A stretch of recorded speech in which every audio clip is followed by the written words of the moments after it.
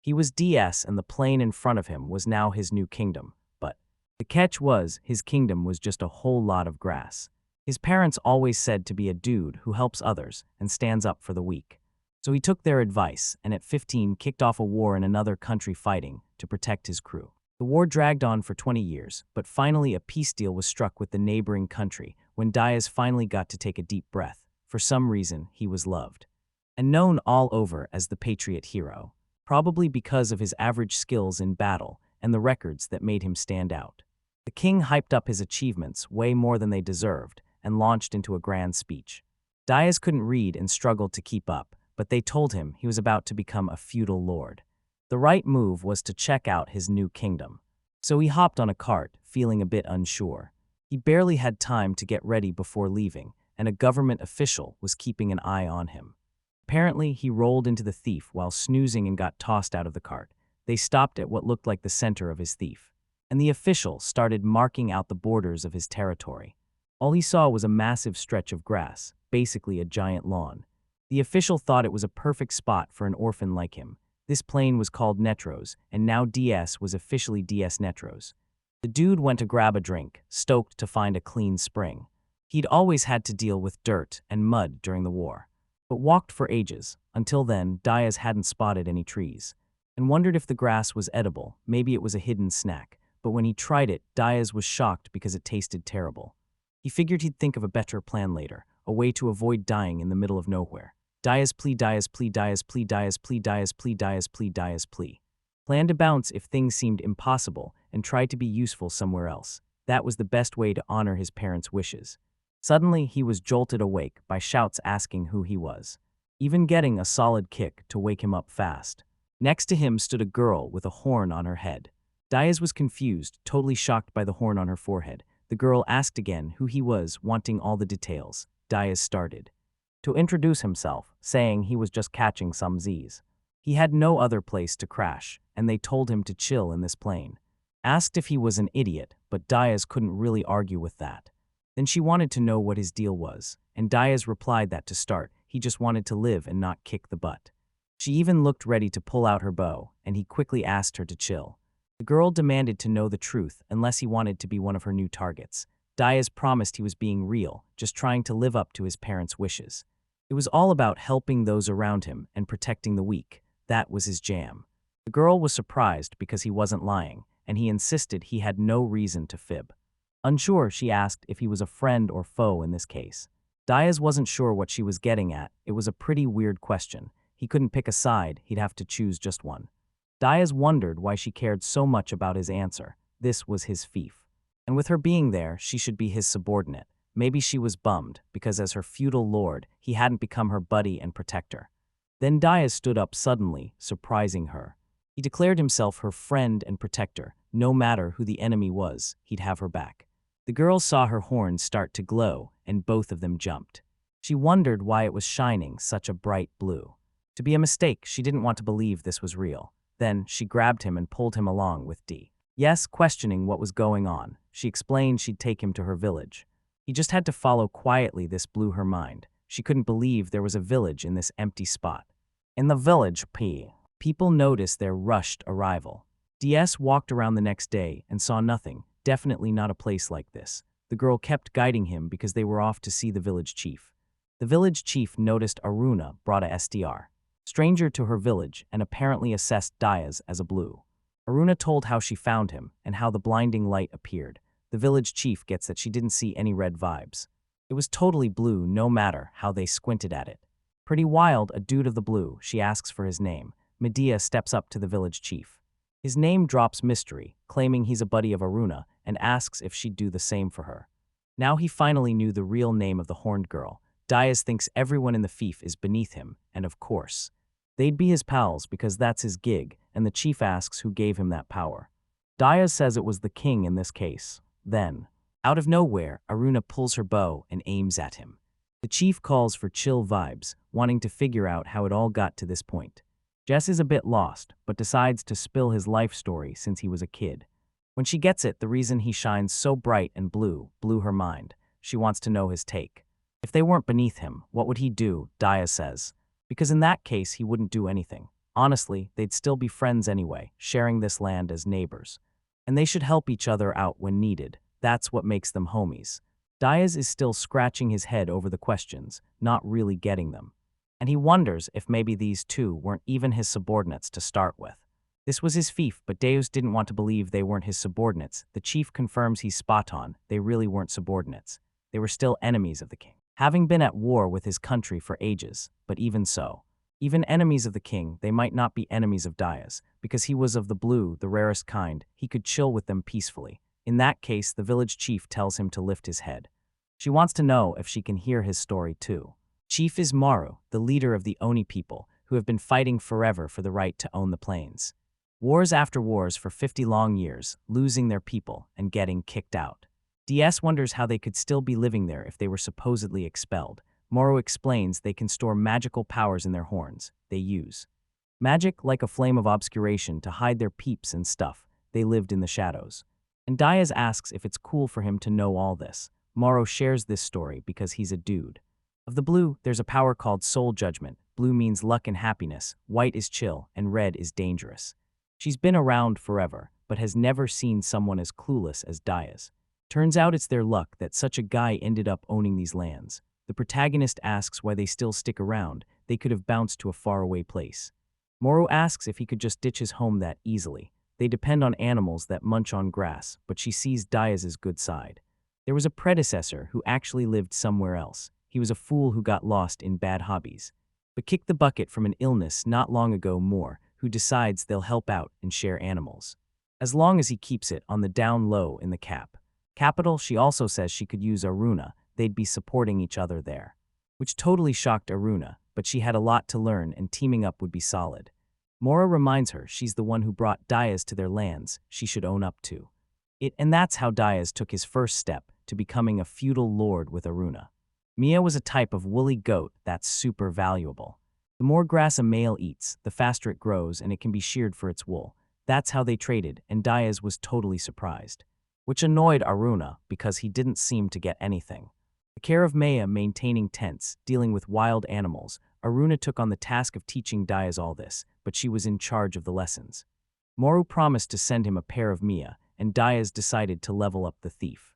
In that, Diaz asks Aruna if she has any ideas on how to boost the population, and she immediately says she has no clue. That's what she told him. As for the population, the Oni people weren't part of his crew. The count was still 0. Aruna asks if there's not something more important to tackle first. He barely has supplies. If he gets more people, his future would be starving or sick. Diaz should get that. He was totally caught off guard, thinking the Oni crew would have his back, and he felt bad for bringing it up. But first, he had to sort out his stuff. But then, Aruna tossed him a bag, and he caught it like a pro. It was filled with metabai that grass wild animals go nuts for, and they'd come running. Diaz was shocked, but he had no clue what was going on, which made her roll her eyes. If he snagged those animals, he'd score meat, hides, and horns to trade in the village. That's how he'd kickstart his new thief, and DS was hyped, because hunting was his jam. Aruna said he should walk against the wind until the village was out of sight, or the animals would wreck the place. He kept stressing about how much to use. She didn't drop any details on that. But in a moment of doubt, Diaz just chucked the whole sack into the air. After it exploded, some bits even landed on his head. Now he was supposed to chill and wait for the animals to show up. Diaz wondered how many he'd need to trade for a tent, maybe around 10 of them. For 10 tents, he'd need 100 animals. That was going to take forever. That's when he spotted a massive horde of animals charging his way. Diaz was blown away by how many were gathering. He had no clue where they popped up from, but if he could hunt them all. He'd hit his goal in one shot, and he pumped himself up to do it. The animals came barreling in, and Diaz sent them flying with his spear. He went all out trusting his instincts. That was his game plan. As a volunteer, he learned to use swords and bows, but aiming for weak spots was a whole other level.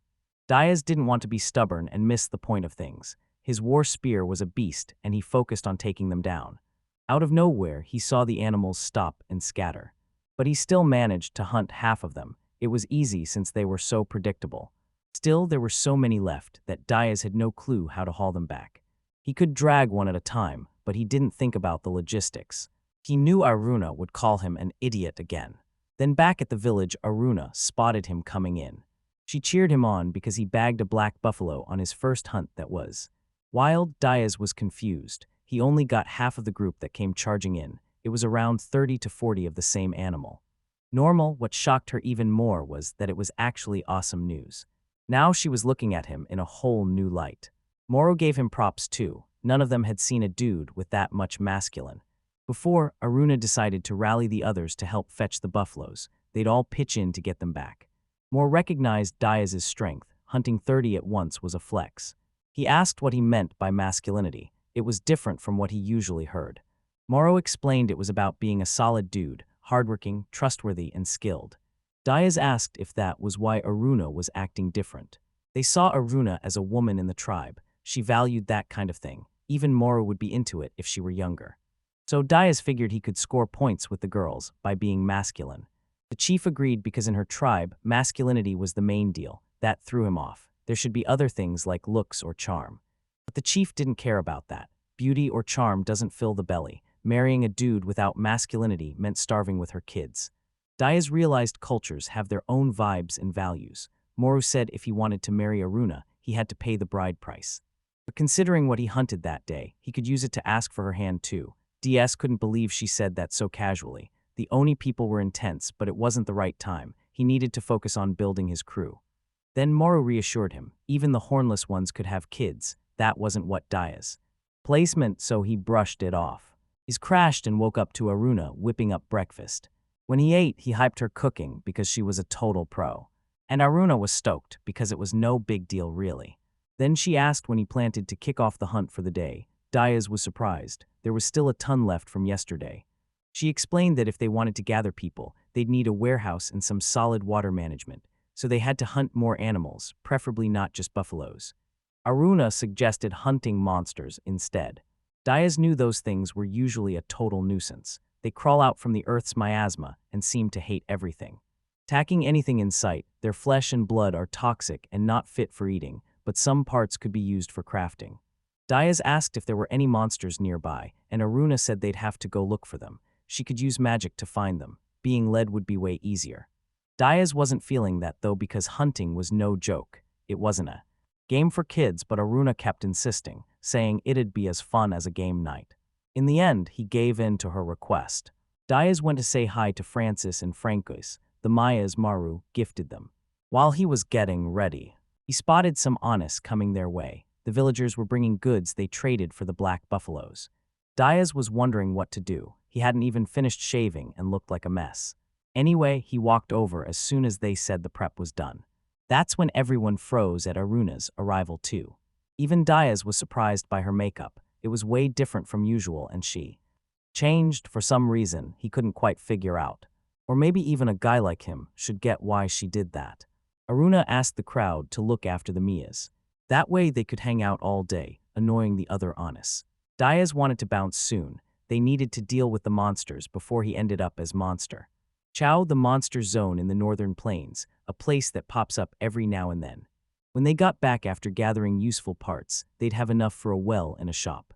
Aruna asked to use her magic to find monsters. She was pretty good at it. Diaz decided to trust her, which made her beam with pride.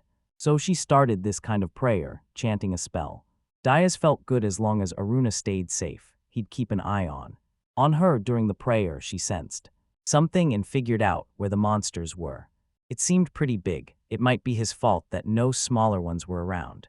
He wanted to say it was dangerous. DS planned to handle it solo, but she refused to hide. With that, they went to check out the monster, which turned out to be a giant tour.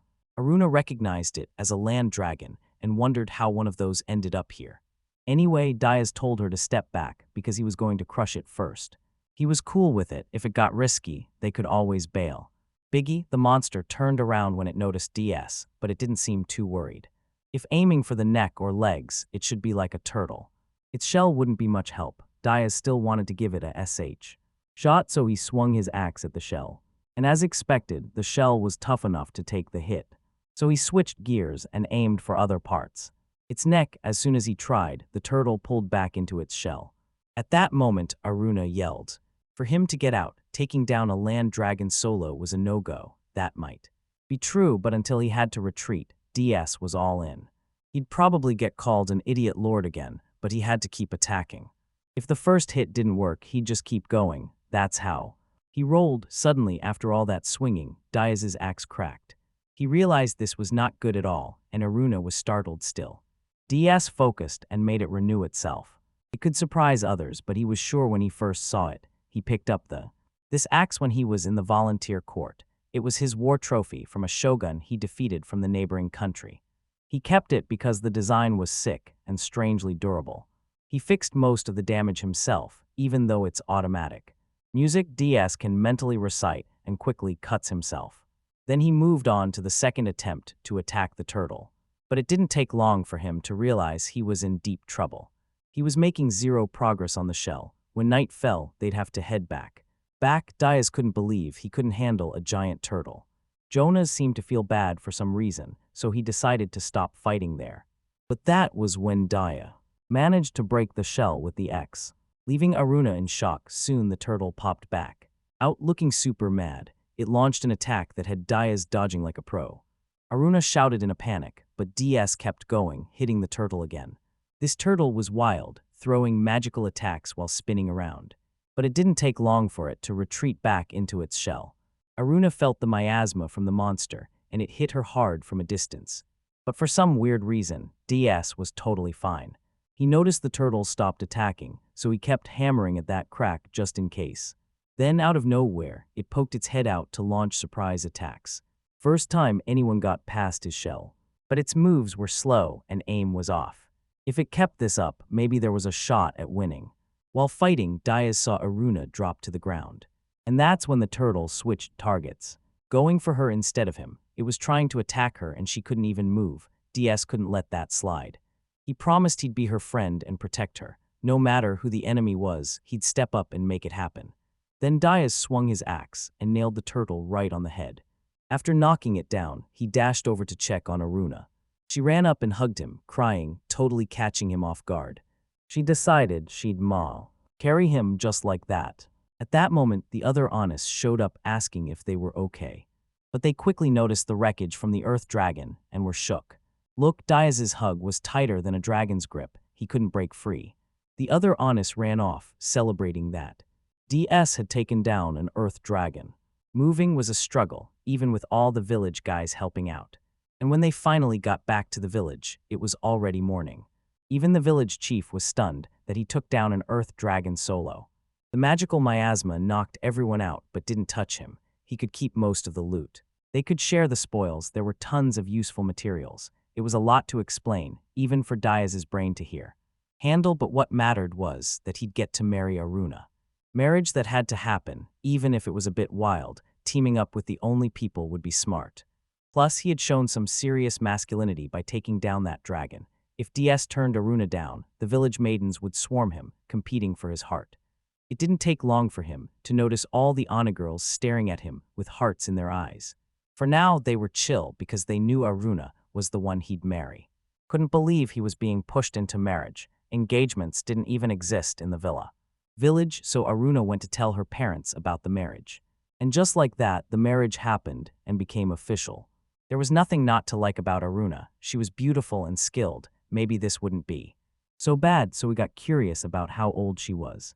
Turns out she probably turned 15 this year. Pretty lucky to have a solid person to marry at that age. Diaz knew she was young, but a 20-year gap was a lot. According to the kingdom's laws, the minimum age was 18, which was kind of sketchy. The engagement had to last 3 years, way too long to become a good feudal lord. The protagonist wasn't about to sit around for that. It felt like an insult to her commitment. As a man, DS had to show his devotion. A month passed since they got engaged. The well was dug and the shop was built. But nothing changed. His beef still had 0 subordinates. His mind was racing, trying to figure out how to get them, but nothing clicked. Diaz could count on Aruna as a subordinate, but it felt more like family. It'd be nice if people just fell from the sky, a true miracle. Then Aruna came running in, announcing they were expecting a baby. Diaz was shocked, but Aruna said they'd finally have one. For real, and they both celebrated, all smiles. Diaz went to praise Francois for her work in having a little lamb. He took care of Francis and Francois, both doing their part to grow the family. The Mies were smart and could understand what he said. Good, surviving in this world thanks to that. even the wild ones could get what he meant within a week. He broke down how the Mias got domesticated, saying it was a choice they made to survive. Aruna jumped in, saying the pregnancy news was actually a bummer. Even though the meows were smart, they freaked out easily, especially when pregnant. There were times when they literally scared themselves to death. They found chill vibes with the oldest Mia in the flock, especially at night when they were catching Z's. Diaz knew he should crash their tea, too, but it wasn't really his vibe. They brought the yurt along, but a lot of the guys weren't feeling it, and it caused some drama. Yurts could get all kinds of confusing and stinky, making it tough to relax with Amaya doing everything solo. Diaz cracked up at that. He didn't care one bit. Francis and Francos were his fam, and that was all that mattered. Aruna laughed, feeling good because she thought that way, and to think he had both kindness and masculinity, she was proud of him as her husband. She told him there were subtle differences and meanings. Mia's could totally communicate. Diaz was left scratching his head, wondering what they were really on about. Apparently, it was a wild convo about how far Aruna had gone with him. She thought building affection over time was no biggie. She definitely didn't want any love life advice from two Mias right now. Suddenly, her horn lit up green, and it was the first time it happened. Aruna said something triggered the magical protections of the plane, checking if they were humans.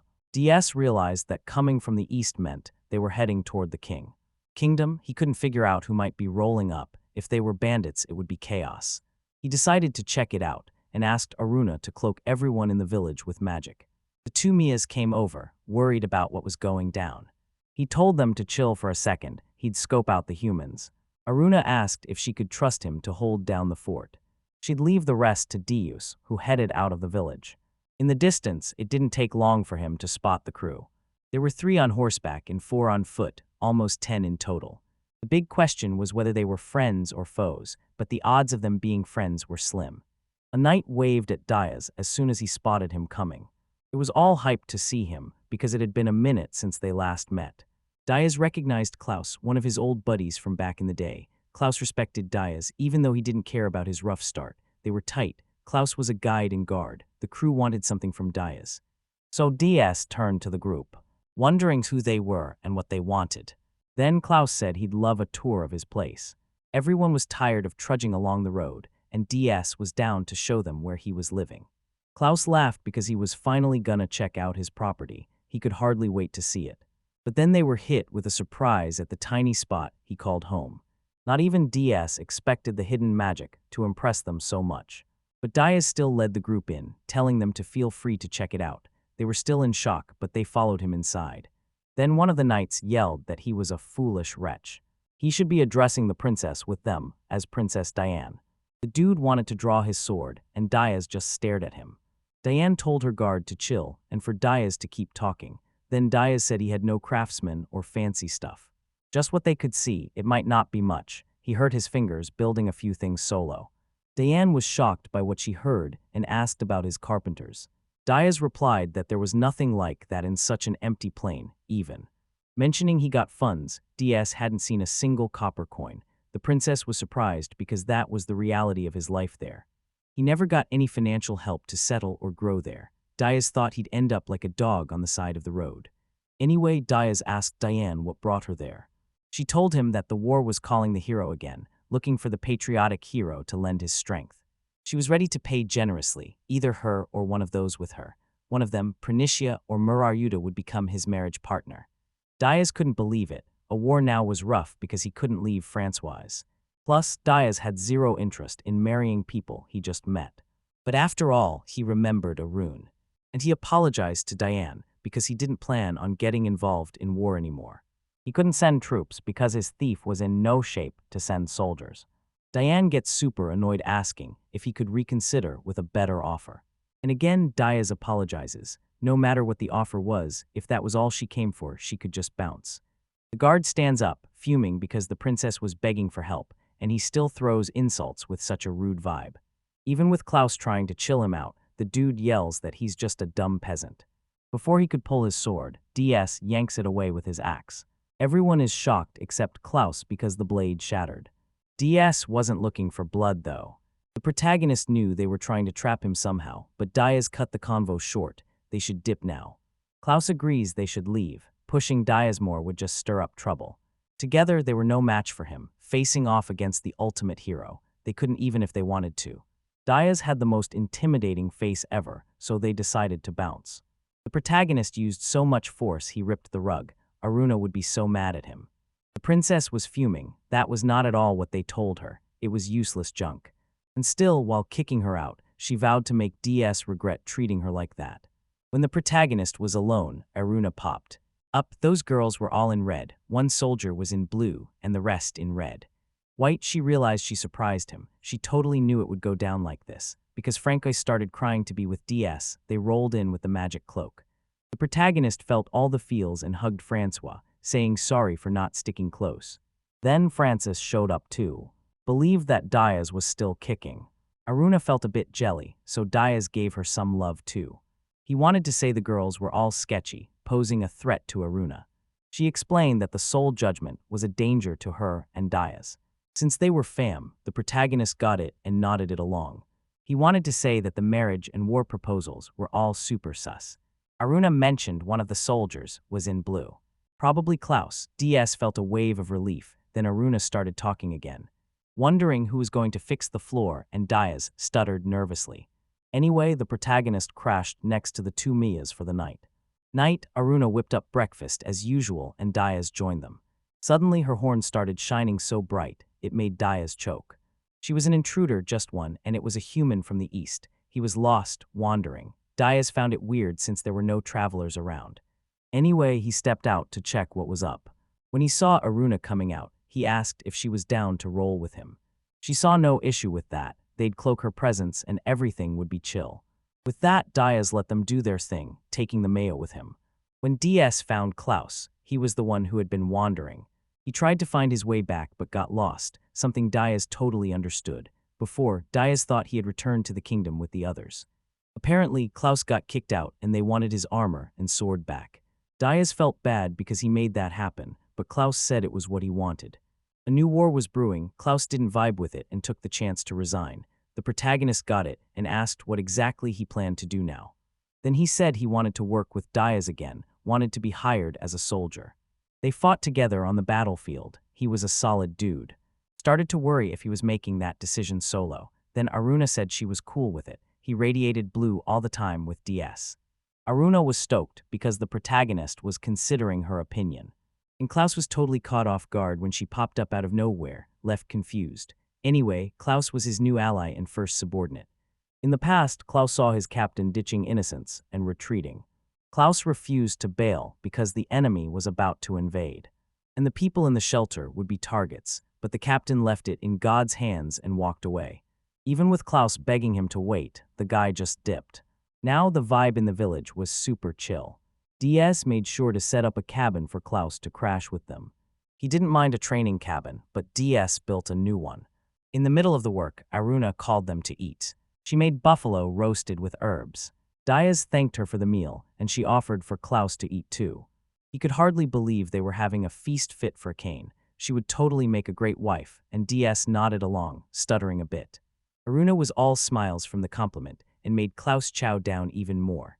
Diaz pointed out Klaus's gear. They could whip up weapons and armor from the dragon leftovers.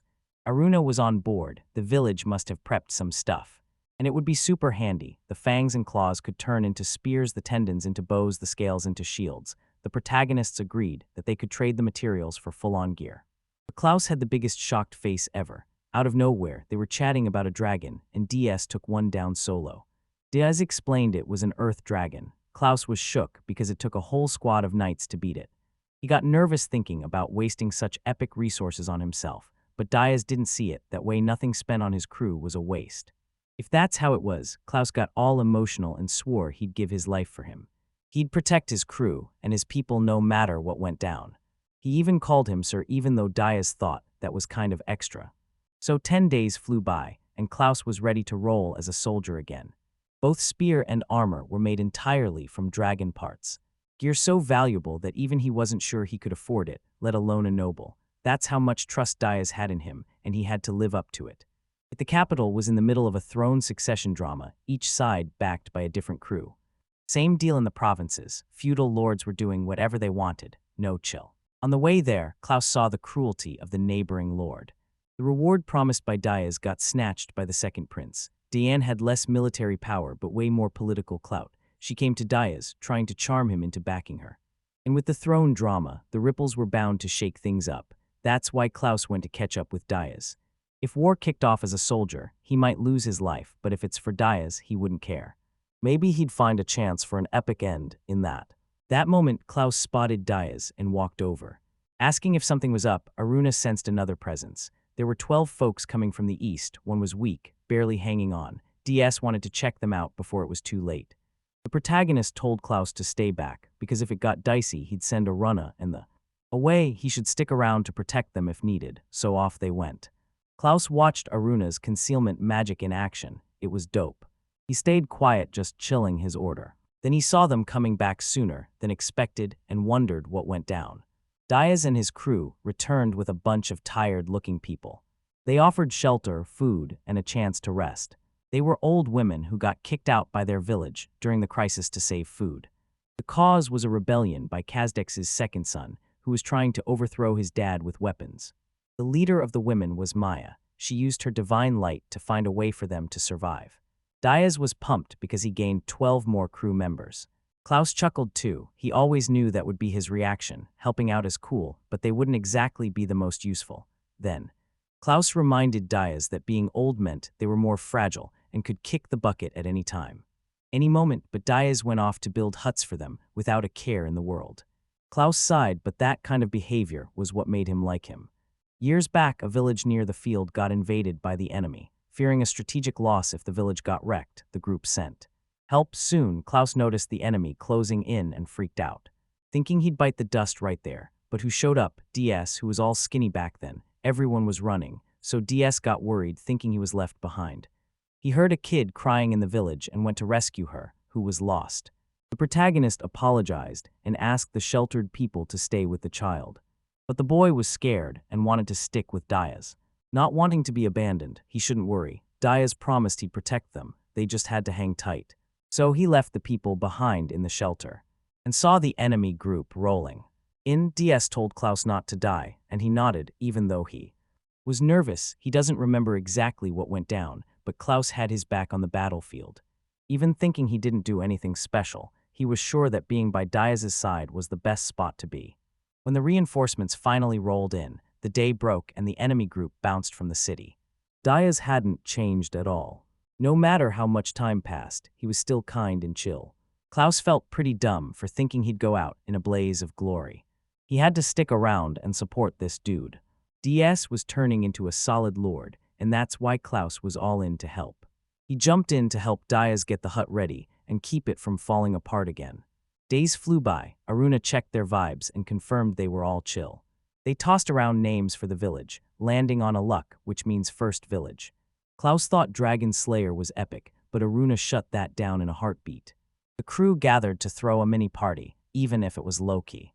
When Diaz saw everyone vibing, he felt a wave of relief. He poured his heart into making these folks feel at ease and happy. Aruna called Diaz over because she wanted to chat about the peeps living there. She felt bad for crashing the party mood, but they had to move fast.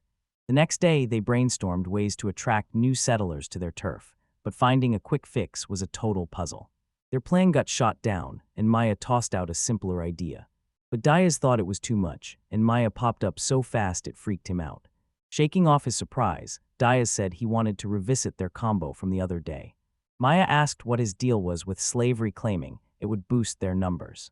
That was Maya's pitch, but Diaz wasn't really on board. Turning humans into goods, cheap labor could pump up the population, but DS had seen much. He remembered the countless slave soldiers on the battlefield. In the end, it was just messed up. Still, Maya suggested treating them like property. Diaz shot back that buying people was the issue. It would just make the slave trade stronger. He decided that owning and selling people was a no-go in his territory.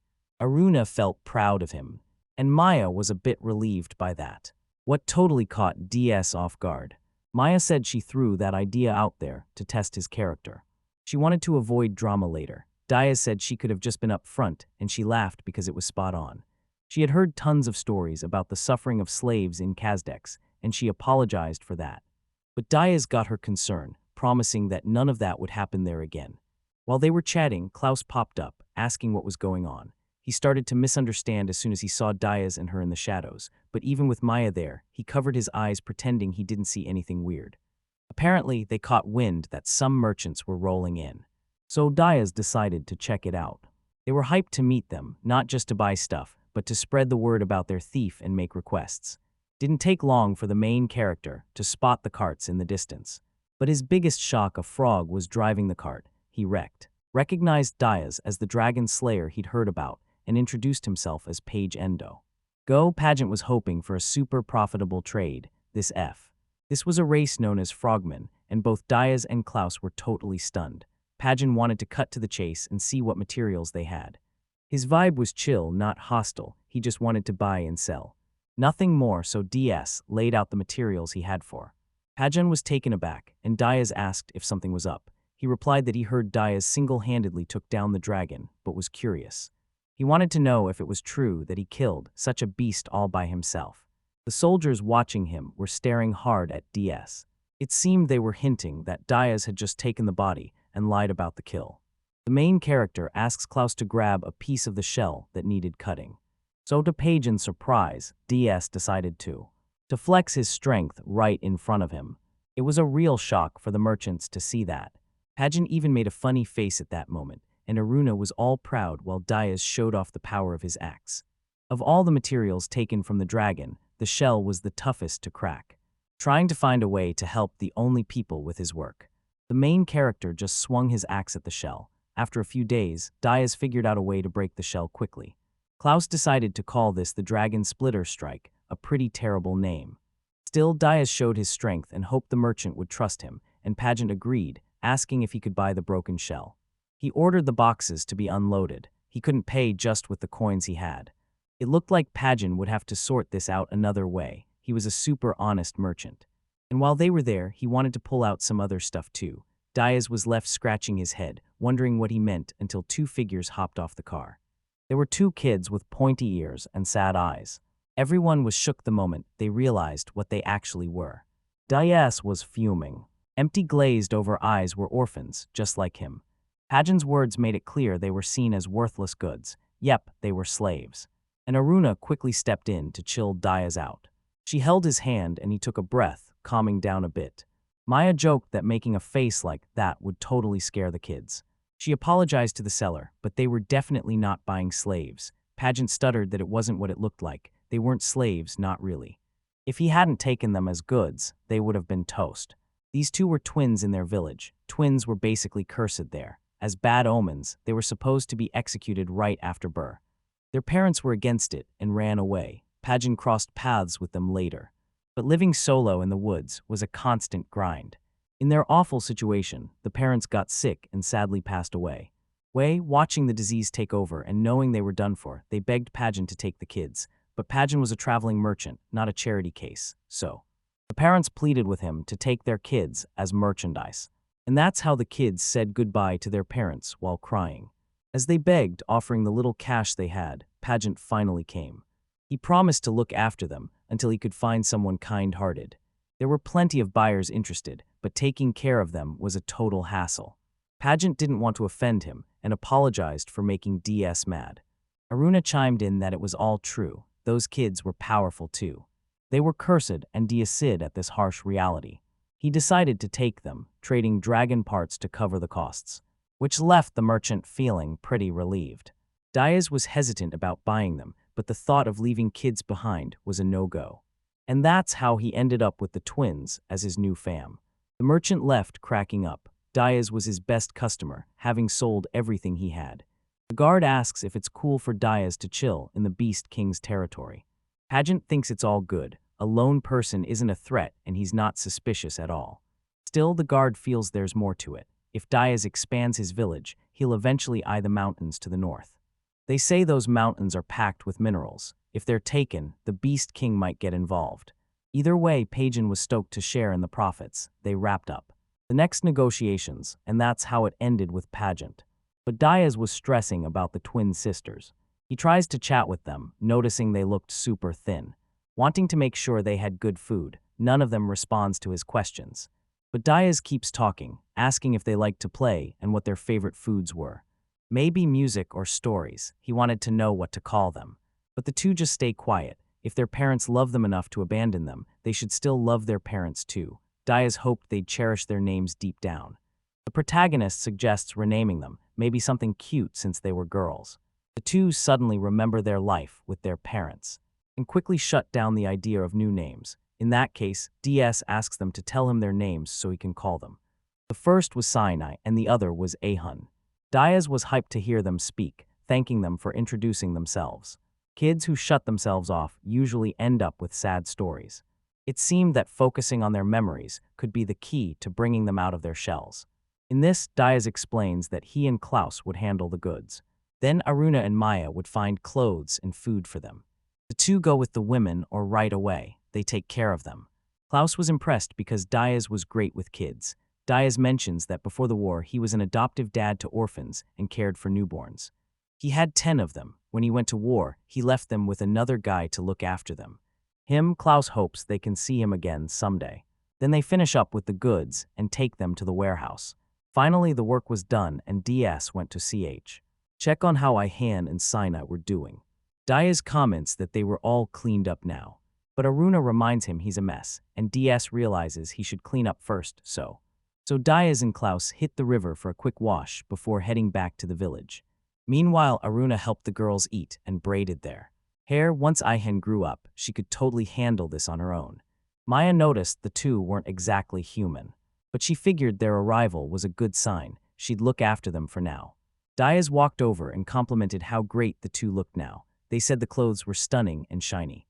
That was a relief for the main character, since they were finally opening up. Then Aruna called the two girls over. She told them that the name Sinai means beautiful as the moon, and Ihan means the sacred moon. Even without knowing why they got those names, their parents had a deep connection to the moon. Then Aruna gifted them stones called A that hold the moon. Power the two cried, remembering their parents, saying they loved them. Thought about their family and how they always said to be happy forever. DS and the others watched the two who seemed to be letting the sadness flow out. Then he and Aruna hugged the girls to comfort their hearts. Even the Mias wanted to join in and cheer up the girls. Then Dias asked Aruna if it was possible their parents knew the only language. Aruna wasn't sure, since it was an ancient language from her people's legends. Maybe at some point the two groups mixed because they weren't human. So 10 days flew by since then. Denai and Ihan still carried sadness from losing their parents. But they took the first step to heal. Their smiles were shining bright. Everyone in the village thought of them as their own kids. That's when Aruna noticed someone arriving. A human on horseback, probably. They could be there soon. DS decided to check it out. But this time the Mias should stay behind, to be with Ihan and Sinai. The main character promised they'd be back in a flash once it was over. Sinai and Ihan came to say goodbye to Dias and asked him to return soon. So Dias left with Aruna, who got her bow ready and soon sensed the figure's presence. It was someone with a white aura and zero hostility. Apologized for dropping in unannounced and greeted Dias. Introduced himself as Camelots, a rep of Duke Castex. Eldon Castex wanted to meet Dias and was already on his way. But Dias shot back that they'd meet right there. He wasn't taking him home. The intense look from Dios made Camelots agree to pass on the message. Eldon Castex was the slaver who kicked off the civil war days ago. It didn't take long for the two to spot a giant, fancy cart rolling in. The guy was so extra, he even had a cart blasting music. Aruna pointed out there was a strong blue, while the people around her had no red at all. He was a blue as intense as Dias when they first met. The man hopped off the cart apologizing because he wanted to see Dias. He introduced himself as Eldon, having heard tales of the legendary hero since he was a kid. So he wanted to meet him, promising not to mess up as long as he didn't get mad. Dias wasn't angry, and he should apologize for being kind of rude to Camelots. Then Eldon asked who the girl with him was, and they both were shocked. She was good at hiding, but had sharp ears and a nose that caught him. DS was stunned because this guy saw through his illusion magic, just like that. Then Aruna stepped up and Eldon asked what her race was and what their relationship was. DS introduced her and started to say she was his fiancée. But Aruna insisted she was his wife, totally stubborn, and DS ended up going with it. She said she was born of the Oni people, never heard of Ajin as Eldon called her. Eldon explained that Ajin were races similar to humans, beasts, mermaids, they were all Ajin. In that case, she said he could call her on. And Eldon suddenly let out a shout of joy out of nowhere. He hugged Diaz, asking if he had kids with her. Diaz was confused, the guy was crying for some reason. Maruna chimed in because she wanted 10 kids, and told Eldon that he took in 2 orphans who could be called Ajin. Literally everyone in Eldon's caravan was crying with emotion. But neither DS nor Eldon was getting what was happening. Suddenly an elephant man lifted DS as if he were a feather. Aruna rushed to try to help him, but the real shock was that Eldon was the elephant man. He was in Ajin too. When he was still young, to recruit soldiers, his epic tales turned into a play. The hero Diaz took on his parents' last wish to smash strongholds and protect the weak.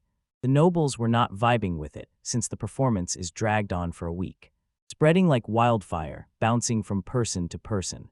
This buzz reached Kazdex, which was all about separating from the capital.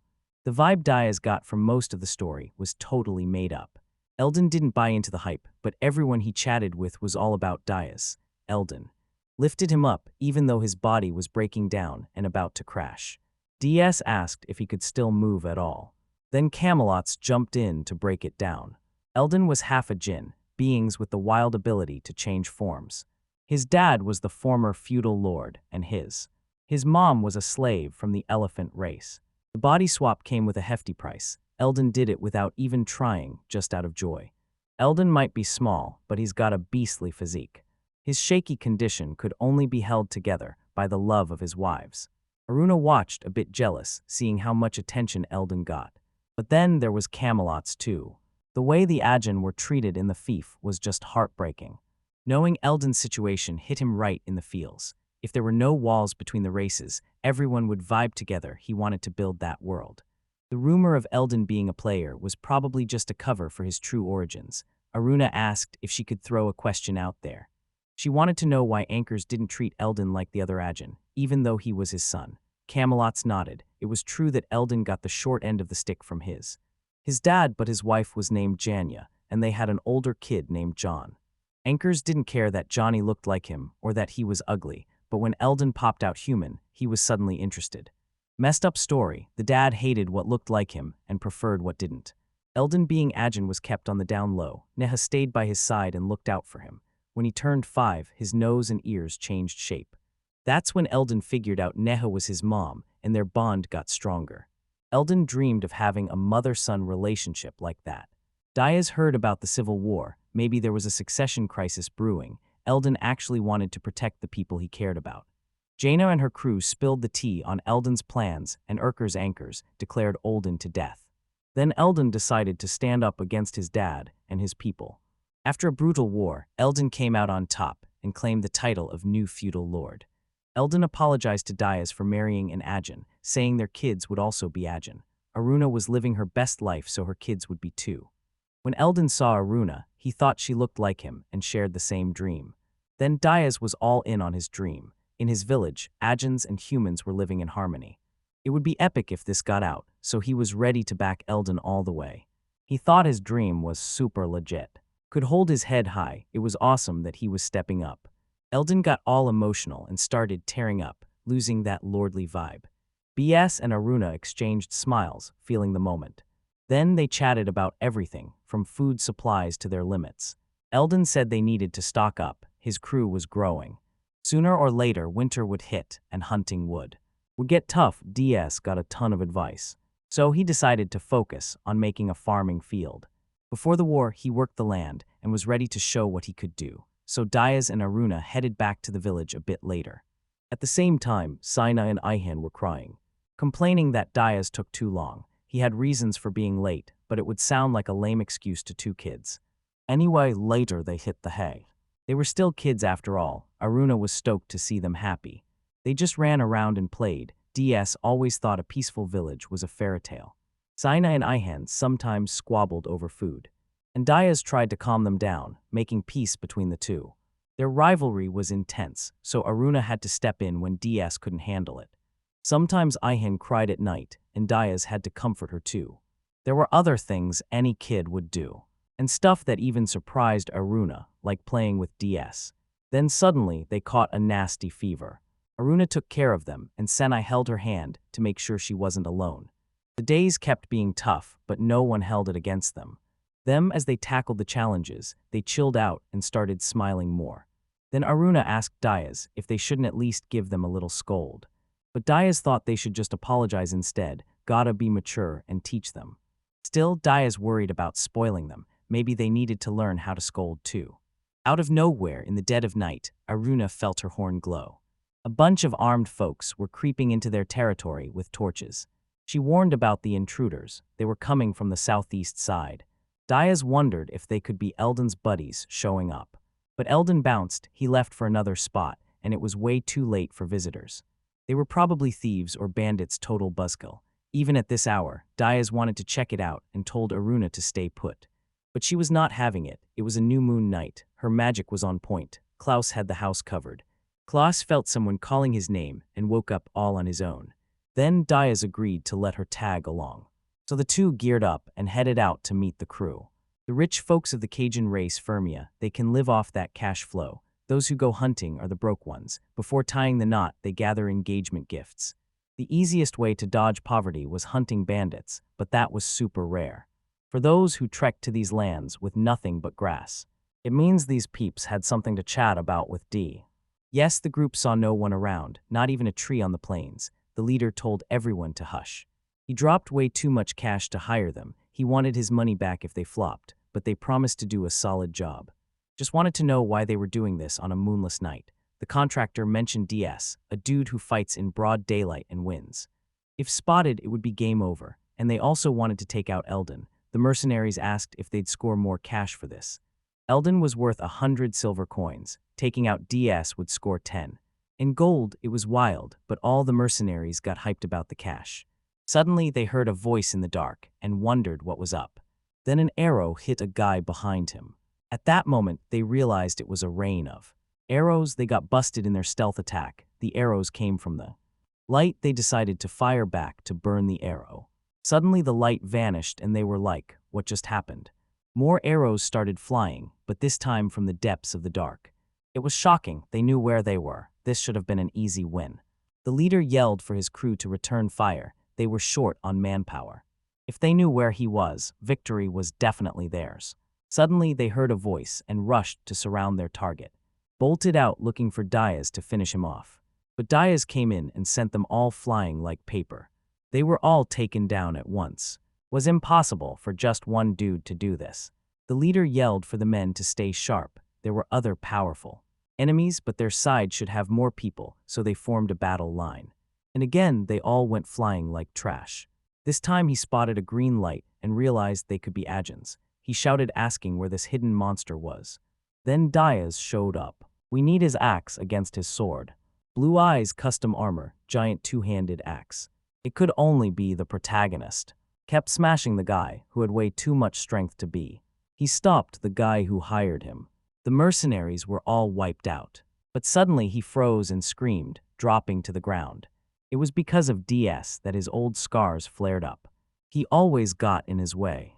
Even unable to read him at all, he promised he would take him out someday.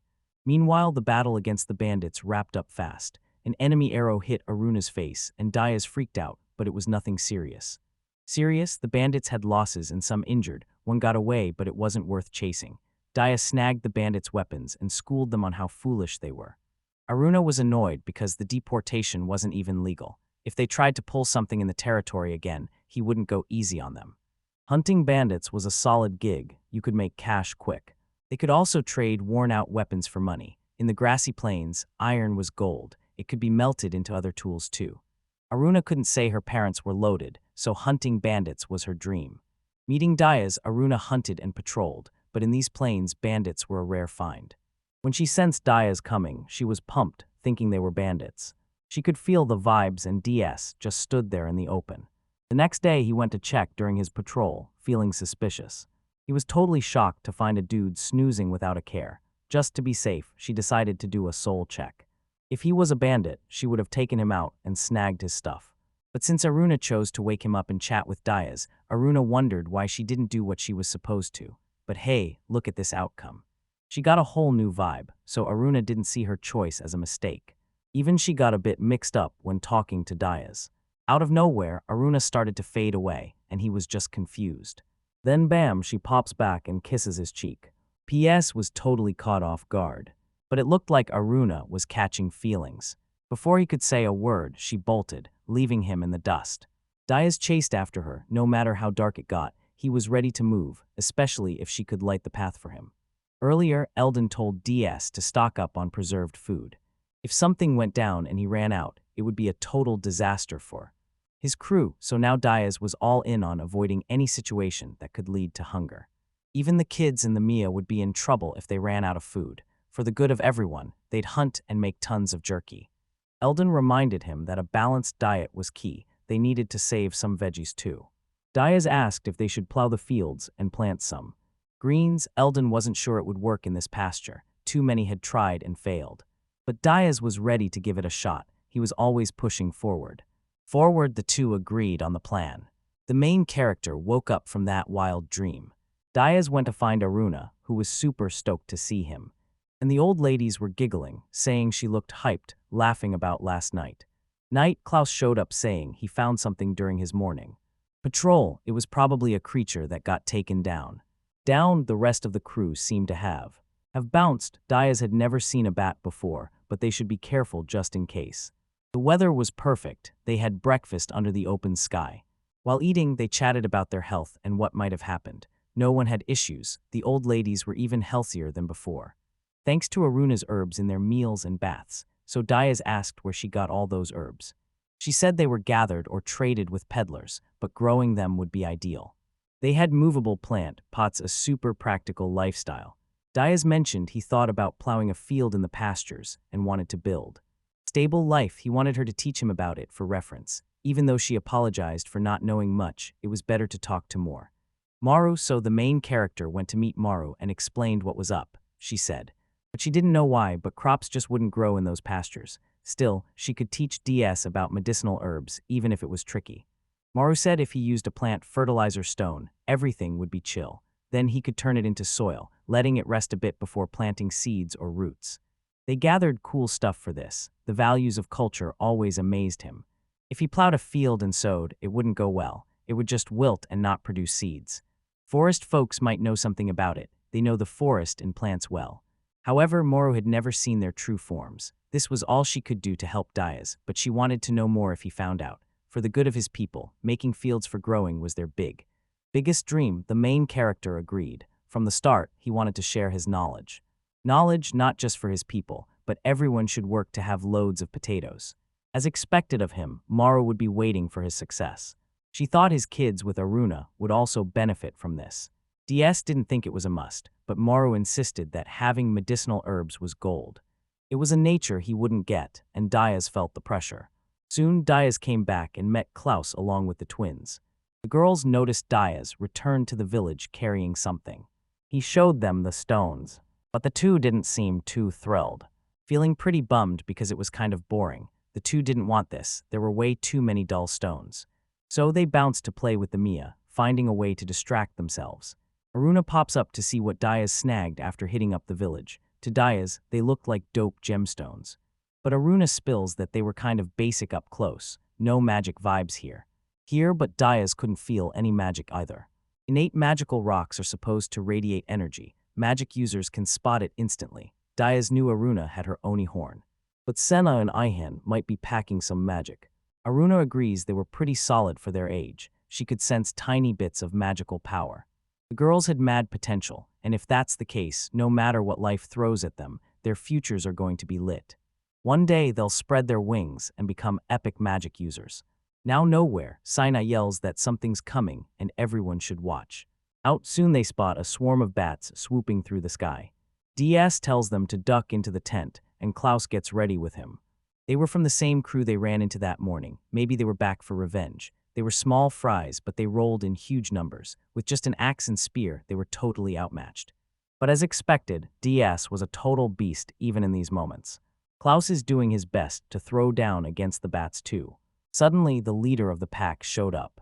Was up, it's a massive bat. This big bat was super fast and lunged at Diaz from behind. Then Aruna jumps in with a loud scream that takes down the leader bat. So DS finishes it off with the axe. This bat was sensitive to sound. If they cranked it up with magic, it would go down in a flash. If they were bugs, even kids could squash them. Diaz grins and thanks Aruna because she really saved their skins. Her voice was so powerful, it caught him off guard, and he asks what these monsters are called. But Diaz was still buzzing in his ear, so he could barely hear. Then Aruna leans in to whisper to Diaz. He still can't catch it because he's deaf in one ear. And she laughs as she walks. Off, Klaus got caught in the chaos and fainted, poor dude. Time flies and Diaz learns to work with the herbs. It took 5 days. He crushed the fertilizer stone and could finally start plowing the fields. But first, he needed to clear the pastures before tilling the soil. That's when Aruna warns him. She senses something coming from the east. So the two head out. Her perception magic is on. Point, a bunch of people and horses are rolling in, and something neither human nor horse is tagging along. Just to be safe, DS wants to check it out, but Aruna insists on coming with him because the unknown could be sketchy. Still, it's kinda nice having her by his side. Soon, Aruna says they should be able to spot them soon. DS squints in the distance, trying to see what's rolling in on the cart. Then he spots Camelot's, Eldon's servant. He notices something behind him, a white creature. Aruna points out it's a white cart with a bunch of guards and luggage. So the animal in question is a white buffalo. Diaz thinks that's easy to remember. Then she mentions the second cart, shadows moving in its luggage. DS decides to check with Camelot's about what he's hauling. Meanwhile, inside the cart, a tiny creature is saying it got snatched by a slave hunter and ended up there to head to the depths. He's just trying to get back home to grab some soy. Out of nowhere, another creature asks what he's up to. He just wants to grab the food. They have no clue when they'll score more. It quickly becomes clear the cart is heading west. They're not going back to the desert. If you know your history, you'd remember the Dragon Slayer. If they take care of him, his strength will shine. They want to reclaim the honor of the desert folks. The other thinks it's impossible to handle such a beast. It's all powerful after all. But the desert citizens are all about honor and pride. Humans are shady. They need to take them down. They'll send one of them back home to the desert with the food. Outside, Camelot suddenly shouts for the cart to stop. He goes to greet DS, and Aruna saying he brought the goods he promised. The desert crew gets nervous hearing about Diaz. While Diaz chats with Camelot's, the crew starts to freak out about what to do to survive. Everyone's going to end up toast this way. In the middle of the chaos, one of them gets flung out of the cart, right when DS opens up to peek inside. The rats gear up and charge at Diaz, who's shocked to see them talking. Aruna quickly smacks them away, protecting her husband. She gives him a hard time for being careless. They could be Camelot's property. And he wouldn't mess with them. The rats are getting annoyed by her teasing. But Diaz has her back because Aruna was a total gem and wouldn't let insults slide. Camelot's comes sprinting over to see what's going down. He tells the guards to catch anyone trying to. To bail, the rats are still trying to stage a revolt, even stuck in a sack. Pamelot's bows asking for forgiveness, totally lost on how to fix this. Diaz says it's all good still. Camelot's wants to sort this out because as Eldon's rep, it's his gig. The protagonist is shocked that those little Jujin are tangled up in feudal drama. The difference is Ojins look human, while Jujin are more like wild creatures. Diaz remembers a legendary tale about the blessing God gave to humanity. In this case, he hooked animals up with the ability to chat. This crew was known as the Big-Eared Rat Race, or Desert Citizens. They just call it the homeland of the desert. It's a massive stretch of land. And somehow some slave hunters rolled up there, so Eldon stepped in to protect the race, but they weren't having it. Even with all the hate and uprisings, Eldon was still chill with the rats. Still, the Jujun believe the day to return to the desert is coming soon.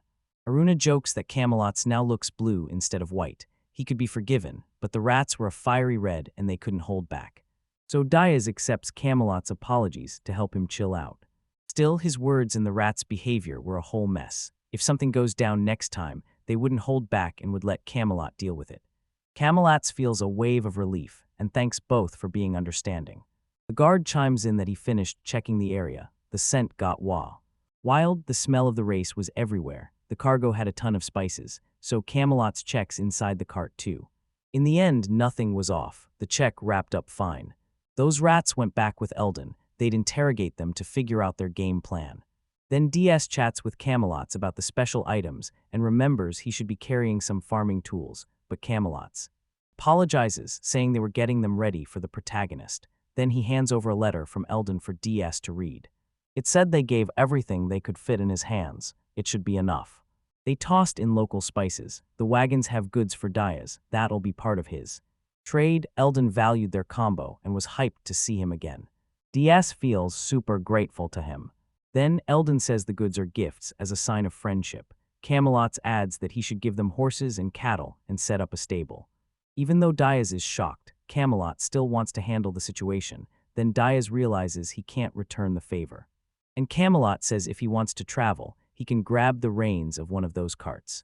They'd be his property. It's a solid chance to make a deal. With the coachman's help, taking care of them would be a breeze. Aruna is pumped because they're getting horses and bolts off. She's all smiles, clearly vibing with the idea for the only people. Horses are everything for battle transport and just moving around. They're worth as much or more than the Mia. The faster they are, the more they're worth. Having a bunch is a flex. Aruna's family had horses, but not the cash. Diaz wonders if she's thinking about her fam. His heart's all over the place. She rambles about wanting to be a horse lady since she was a kid. The protagonist can only roll with her endless chatter and excitement. As she says this, she hugs him with the strength of 100 horses. A rat is still chilling in the cart, thinking it's safe because it's quiet. It tries to hide but should bounce soon. But it doesn't take long for it to realize someone's right above it and can't escape. Meanwhile, Senai runs to show Ahan some black tea leaves. It'd be awesome if they had seeds to go with the black tea. Her parents love black tea. It's a sweet memory. The village of Aluk is getting better and better. Diaz starts learning how to handle buffalo and how to make them walk. Soon he's amazed at how do you use them with this tool called a plow. Can till the land without wrecking the grass and does things way faster. Suggest letting the refreshed soil chill for a few days. They take a break after work, but they finish splitting up the field soil. DS whipped up a mix of water and stone powder fertilizer, and there was another combo with wood ash and water. Chilchai thought they should dig a reservoir while they waited. Diaz was kind of confused if it was because they were running low on water. Honestly, the village's water came from this narrow river that would dry up soon. They had to be careful. DS didn't totally get it, but he knew a reservoir would fix this problem. That's when Sinai and Ihan popped up, asking if he was done with the field. He said no, it would take a few more days, but they seemed to want to chat about something. Aruna wrapped up cooking, and Diaz thanked her for calling him for dinner. So they headed home with the two Mia. But for some reason, the girls were acting super weird. Out of nowhere, Ihan asked if the fields were tough. Maybe he was tired. Diaz shot that down. It wasn't hard work, and he wasn't stressing about it not working out. Then Ihan nervously dropped that they had a secret, but were scared. Of his reaction, he said he might be bummed if they were hiding something, but if it wasn't anything bad, everyone has a secret or two they keep to themselves. Still, Diaz was left scratching his head about why they were talking about this stuff. Curiosity kicked in, but he couldn't figure out what it was. Aruna was just as clueless. She and the villagers ended up pondering, but no one got it. It was a situation that stirred up all kinds of worry. While watching the two act all normal and happy, slowly Diaz decided to let it go and forgot about the whole thing. After 3 days of letting the soil chill, they could finally plant the seeds. Bruna introduced this medicinal herb called yamoshi. It would sprout the next day. It should be enough to test how well the field was doing, and DS, thank you.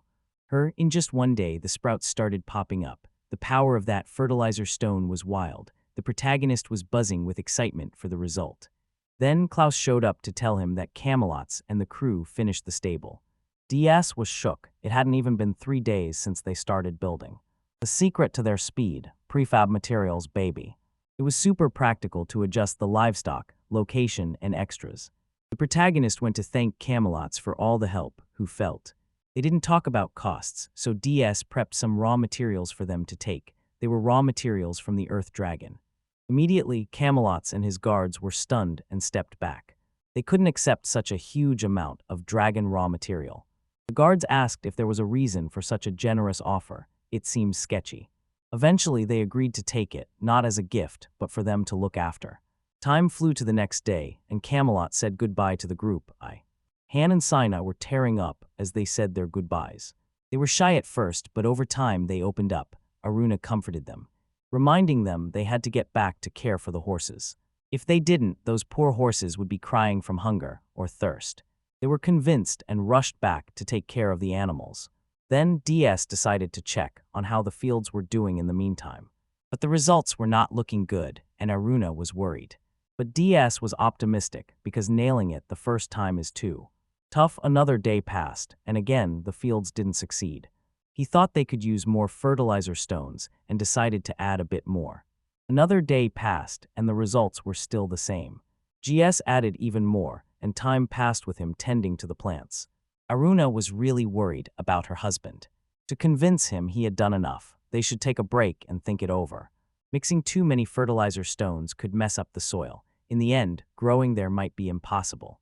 Deicide, life throws a lot of curveballs after all. Even if the seeds flopped, he would give it his all next time. Meanwhile, Sinai and Aichen wanted to help Dia. But they had no clue what to do now. Suddenly they heard a scream, a stranger's voice calling for help. They rushed to see what was going on. The voice begged for help, saying he had been trapped for a week without food or drink. How he got there, he would have even helped Dias in exchange for rescue. The rat heard noises and screamed for help. Help from whoever was outside. Girls realized there was indeed someone stuck inside the wooden box. They tried to move the heavy stuff on top and even knocked everything down, worrying the rat because he knew they were kids and didn't want them to get hurt. All the adults were busy, so asking for help was a no-go. After a bit, they finally cracked open the wooden box. The rat squeaked and thinks he owed his life to the duo. The girls introduced themselves, complimenting his glasses, and the rat was all gratitude. He was a Jiujun named Amr Jeriboa, a woman and an adult. Meanwhile, Dias and the crew were hustling hard in the field. Iham and Sina asked Amr why she was stuck inside. She spilled the whole tea. Long story short, they got it. In the end, she wasn't really tight with DS, didn't even get to chat with him. The girls wanted some advice from her, but couldn't spill to DS and the others. No one else was around who could help besides her. It was because DS worked nonstop, but he was getting worn out. The land was drained, and Dias's methods were off. They could do stuff they couldn't show humans. Their parents warned them to keep it secret from humans. They'd just exploit it. Still, they wanted to help Deus, and since Amr wasn't human, they could spill the beans. She thought about it, asking for more deets on the story. Turns out the two were from the forest people. They protect the forest and keep it thriving, super important for everyone. When a forest dweller is about to kick the bucket, they store their power in a seed. Gets planted, grows into a tree, joining others to form a forest. It's like a tombstone, holding knowledge, and the forest people guard it. And Ihan had those powers. The first could spread magic to boost plant growth. The second could build barriers to keep diseases and miasma away. They were rookies but could totally grow a sprout from a tree seed. They were small, but really good at what they did. Gamers said the best way to hide their powers was to chill far from humans. They were scared of DS at first, but he was super nice.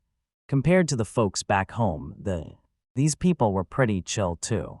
That's why they decided to chat with Amur about their powers and brainstorm. With surface was drained, and the forest people were needed to help.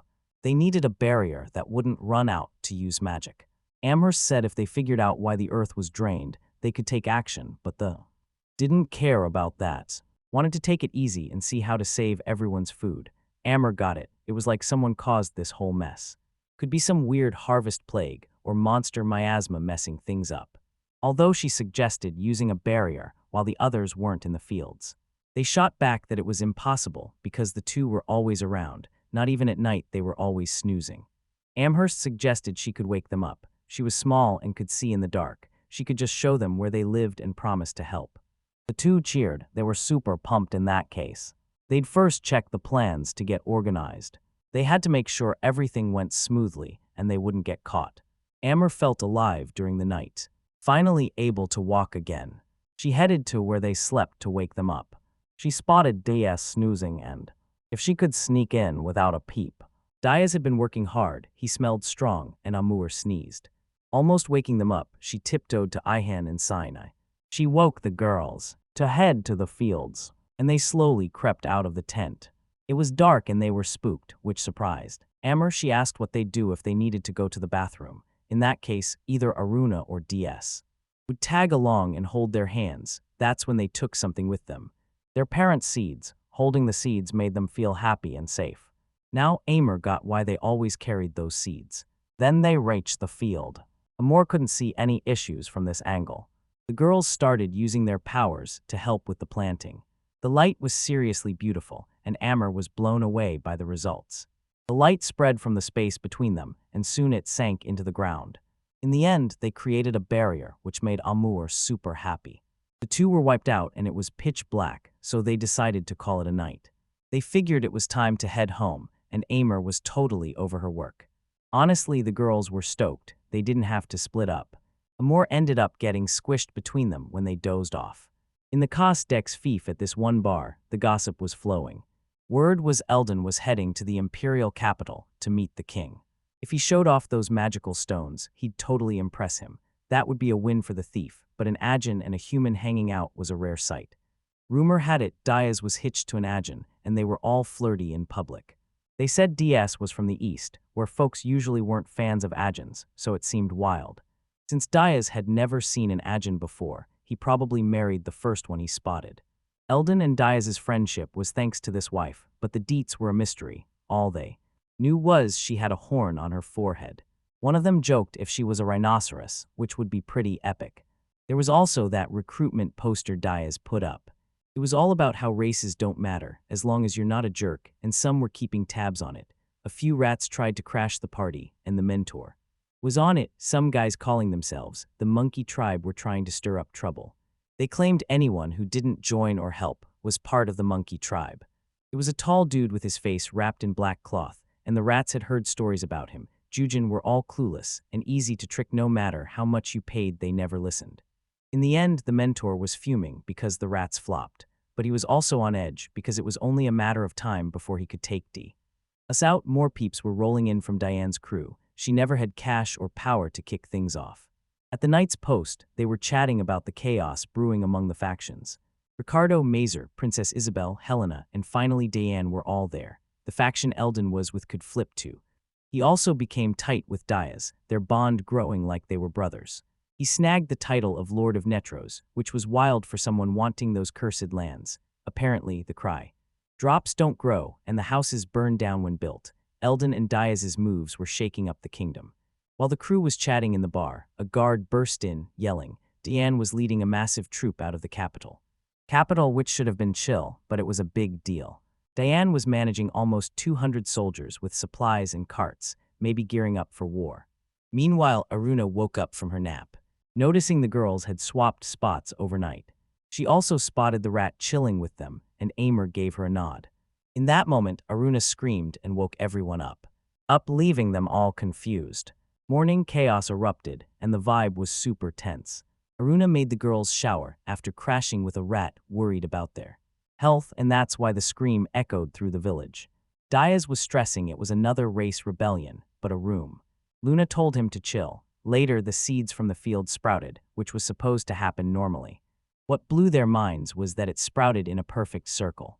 The difference was what got mixed into the soil. It was seriously weird. The pigeon near DS caught wind of it and thought it was odd. Some other birds showed up ready to snatch the new sprouts. DS was even curious because the pigeon could understand the bird's chatter, which was wild. Then Senna and Ihan were tossing items and storage to rescue Amur. Even after cleaning up, tossing the grains on the floor would be a waste. The pigeon had to agree, especially when they started talking about soy. Still, the pigeon's visit was the biggest drama of the day. The point arrived a little early and introduced himself as Grant, servant of Eldon. Grant kept asking about the vibe of the place, and Diaz filled him in. Eldon wrote about something urgent and asked Diaz to check it out. Elias went to grab the cargo from the pigeon and started reading. The first letter was an apology for the rat chaos, the second about the mess in the capital, including Princess Diane with her troops and weapons. There was another one about the recruitment board of the fief, and a bunch of dog people were interested. Diaz was curious about the little dog people since he didn't know much. Explained there were big and small ones. The bigger ones were the brainiacs and stronger. Diaz met the bigger ones who were on guard duty, while the smaller ones were just a bit clumsy and acted on instinct. The little ones were kind of problematic at work, which is why they rolled in packs. After chatting with the villagers, Diaz decided to check things out. Grant seemed super into the soy grains, so the main character let him snag some. After some back and forth, Klaus and the elders were down to boost the soldier count.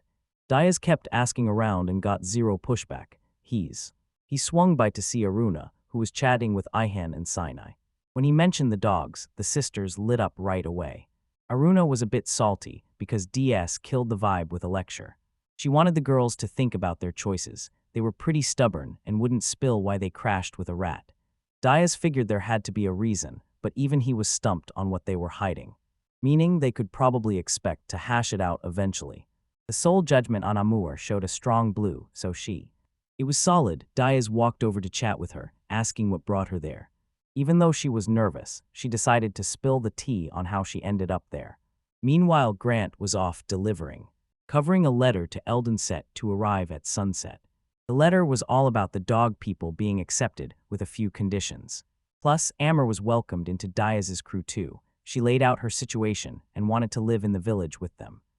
She wanted to be with AI Han and Sun AI and help them level up. She was smart, knew how to read and write, and could teach the girls some stuff. Amber was all in on helping. She didn't want to go back to her hometown now. So Diaz introduced her to the rest of the village, checking in with everyone. No one had issues except Aruna, who had a bit of a sour face. Amber said they lived super clean, way different from other rats. Aruna was cool with it as long as she kept it squeaky clean. And so the twins started hanging out with Amur too. But DS noticed a bunch of packages had gone missing. He spotted a barrel of wine hidden in the mix. Amur could hear voices in the distance, clearly interested in the drink. Time flew by and the girls started tossing nuts into the food again. The older ones were doing something sneaky with sugar too. And Amur was buzzing, ready to chow down. Diaz noticed but felt they were keeping some secret from him. Aruna asked if he was surprised and he nodded. Good thing. Were happening left and right, and Maya suggested a feast. So Rana started prepping with everyone while DS was busy. Since Diaz went to grab a drink without a heads up, they were even on surprises now.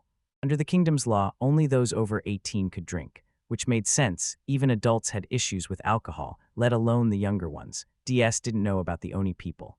But Aruna was still 15 and wanted to handle it. Aruna wasn't mad, but hoped Diaz could at least get her point. Planning the feast without permission was a little payback on her part. And they were a couple, and Aruna thought he'd chat more with her. If he was worried about DS, he could at least talk it out. Because they were husband and wife, Aruna wanted to discuss things properly. Diaz apologized and promised to be more responsible about it when Diaz brought up alcohol. She said she actually thought it was good for the body. The Oni people were regular drinkers of kumis, nutritious and good against sickness. Hughes was shocked because they gave alcohol to babies. Something was definitely off. Aruna shot back that none of that happens. If they don't drink, they'd get sick and kick the bucket fast. In the middle of their chat, an old lady interrupted because they were getting loud. They should focus on the feast since it was almost time. The old lady got that Aruna was suggesting they all drink together instead of isolating. Apparently, Aruna's beef with alcohol was because she had a past with it. So Diaz started to get the picture a bit better. The differences in values and cultures were still a shock, and Diaz had to roll with it. Every time a new species or group showed up, a new culture came into play.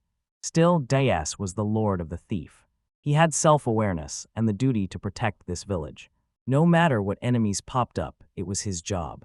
The day after the feast, there was some mysterious liquid served at breakfast.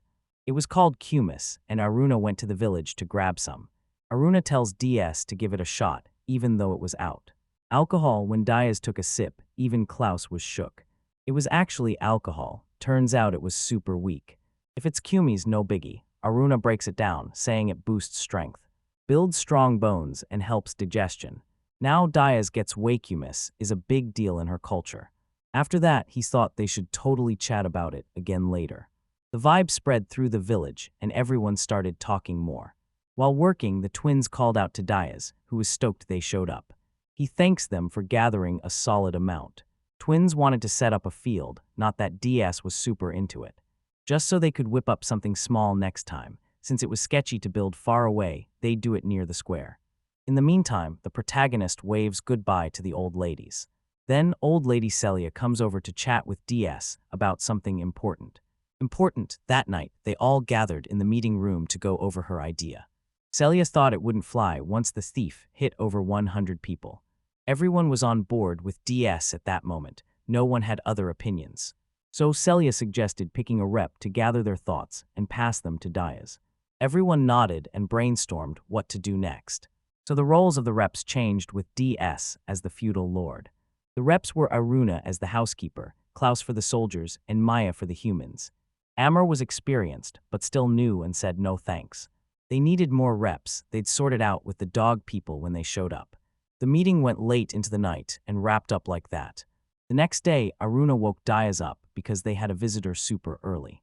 She was still half asleep and took a minute to realize the visitors were close. It was probably the dog people. There was a clear figure and a bunch of smaller ones. The little ones were dogs and the big ones were with camelots. Aruna wasn't sure yet, but they might have brought something cool. Soon they spotted something wild in the distance. An entire pack of dog people was running from a giant snake. Aruna said it was Rick Anaconda, a total monster. Diaz was confused, but they were definitely being chased. Aruna realized she forgot her bow and arrows, totally not ready for a F******ing. Fight. One of the dog people got eaten and they screamed for help. DS bolted out to try and help, but worried about the others being unarmed. The protagonist faced the giant snake with just his bare hands. When the battle wrapped up, Aruna came running and Diaz sighed in relief. She was furious because this dude fought a snake, lucky it wasn't poisonous. He checked on the dog that got swallowed, and by some miracle, he was still alive. Aruna felt bad for not bringing her bow and arrows. It had been a minute since she was on guard. A dog person thanked him for the help since everyone was safe now. Aruna introduced herself in Diaz, the feudal lord. The woman said her name was Konais. She was the caretaker of the little dogs.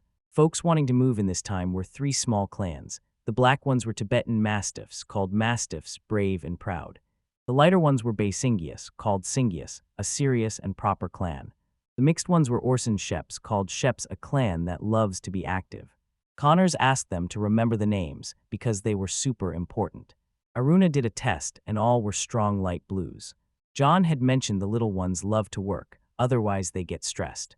Diaz decided to put them to work with the horses and build the reservoir and feed the cattle. Other could help Klaus and do whatever they thought was best. The dogs all celebrated and the protagonist asked them to chill and keep it down. To his surprise, they all heard him loud and clear. DS bent down to chat with them and Aruna did the same.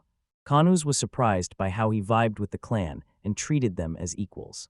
The chief of the Mastiff clan, Murph Tibetan, greeted Diaz shook his paw in greeting. He did the same with the chief of the Basenji clan, named Cedrio, who would help with chores. Finally, the leader of the smaller clan rushed over to say hi. He introduced himself with a long name but could be called Chef. They'd handle herding the animals. Diaz explained they had Mia that weren't sheep, but he could manage the horses too. Aruna greeted Murph in the meantime.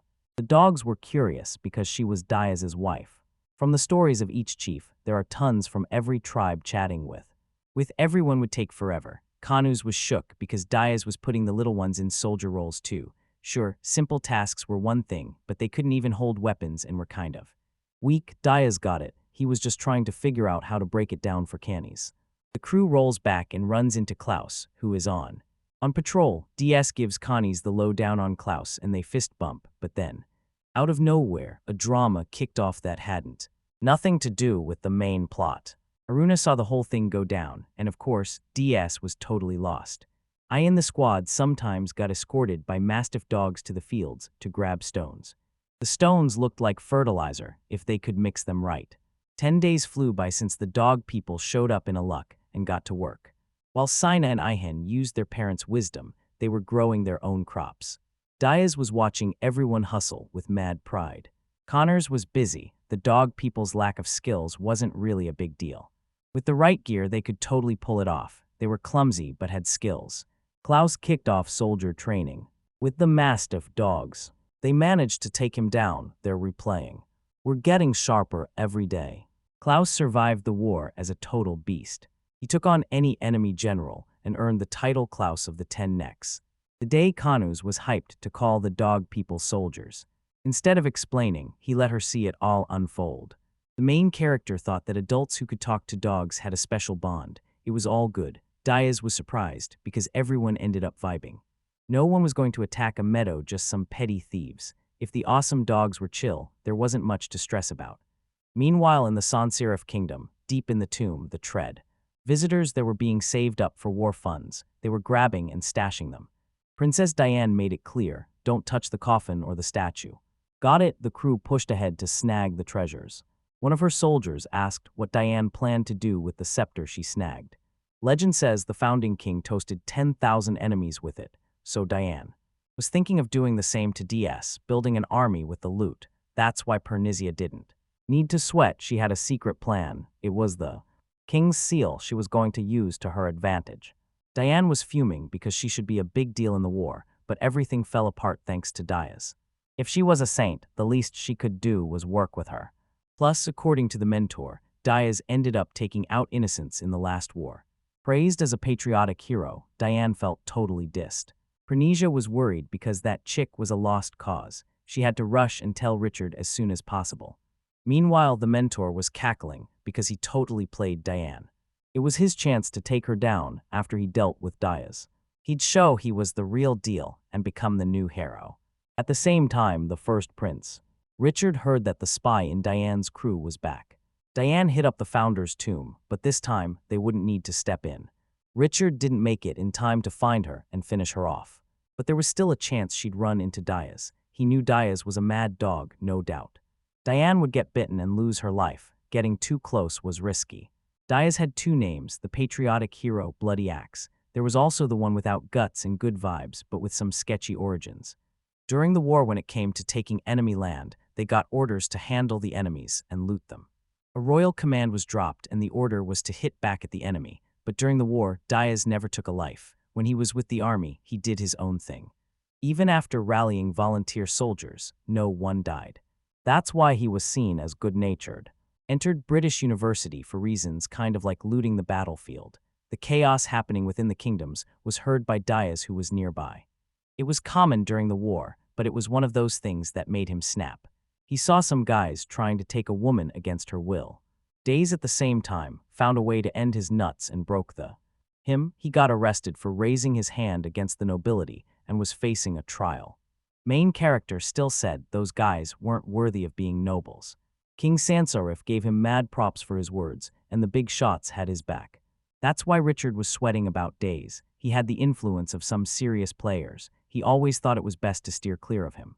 Some of his crew are also figured Diaz wouldn't pull any stunts against them, but they had to take down Diane, and it made total sense that Diaz would mess with someone royal. The nobles caught on, flipped their opinions, and decided to keep their distance from Diaz in the end. When the meeting wrapped up, a dude named Tom rolled up to chat with Richard. He was curious why Diaz got sent to the border, even though the king was a fan. The truth is, the king didn't banish Diaz or anything wild like that. He actually trusted Diaz to handle the border between the front line and national defense. King vibes with Diaz more than any other vassal because he always had things on lock. Diaz was the go-to guy, covering up the kingdom's blunders like a pro. This for a solid 20 years, becoming the hero of Richard's dad. But then Diaz got sent off without cash or backup. Even without proof, it had to be Mesa messing with the operation. Another girl wanted to ask Richard something too. She was dying to know who from royalty got hurt by Diaz. The room went dead silent as she waited for the tea. Then a woman started spilling the story of a spoiled brat who did whatever he wanted.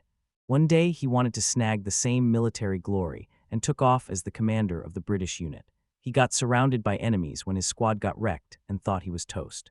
Then a dude rushed in and saved his skin. Questioned why anyone would do something so dumb and reckless. It was the first time someone actually hit Richard. Diaz smacked him on the head for being a fool.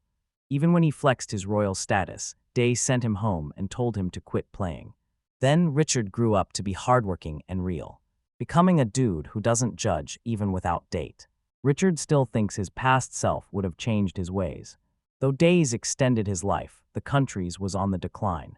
To fix this, he'd pay the Commoners Guild and others to track down Diane. Before she linked up with Diaz, he needed to bring her and the king's seal, which was a lot. He dropped a contingency fee up front. If he got close to Diaz, he'd have to hand over the cash. Meanwhile, Days was getting roasted by Sina and Ihan for rocking a white beard again, just living the normal life. In the meantime, Diane was fuming because even Pranisia ghosted her. She couldn't wrap her head around how no one recognized her royal status. But now, with the new scepter, she was ready to run this country. Time flew and Klaus's training with the mastiffs kept going. He accidentally bumped one and rushed to help it, which led to Klaus and Connors touching hands by accident. They were in a drama about being from different races and all that. Meanwhile, Days was helping Sidrio lift the wood. Plank, the water was finally pooling up.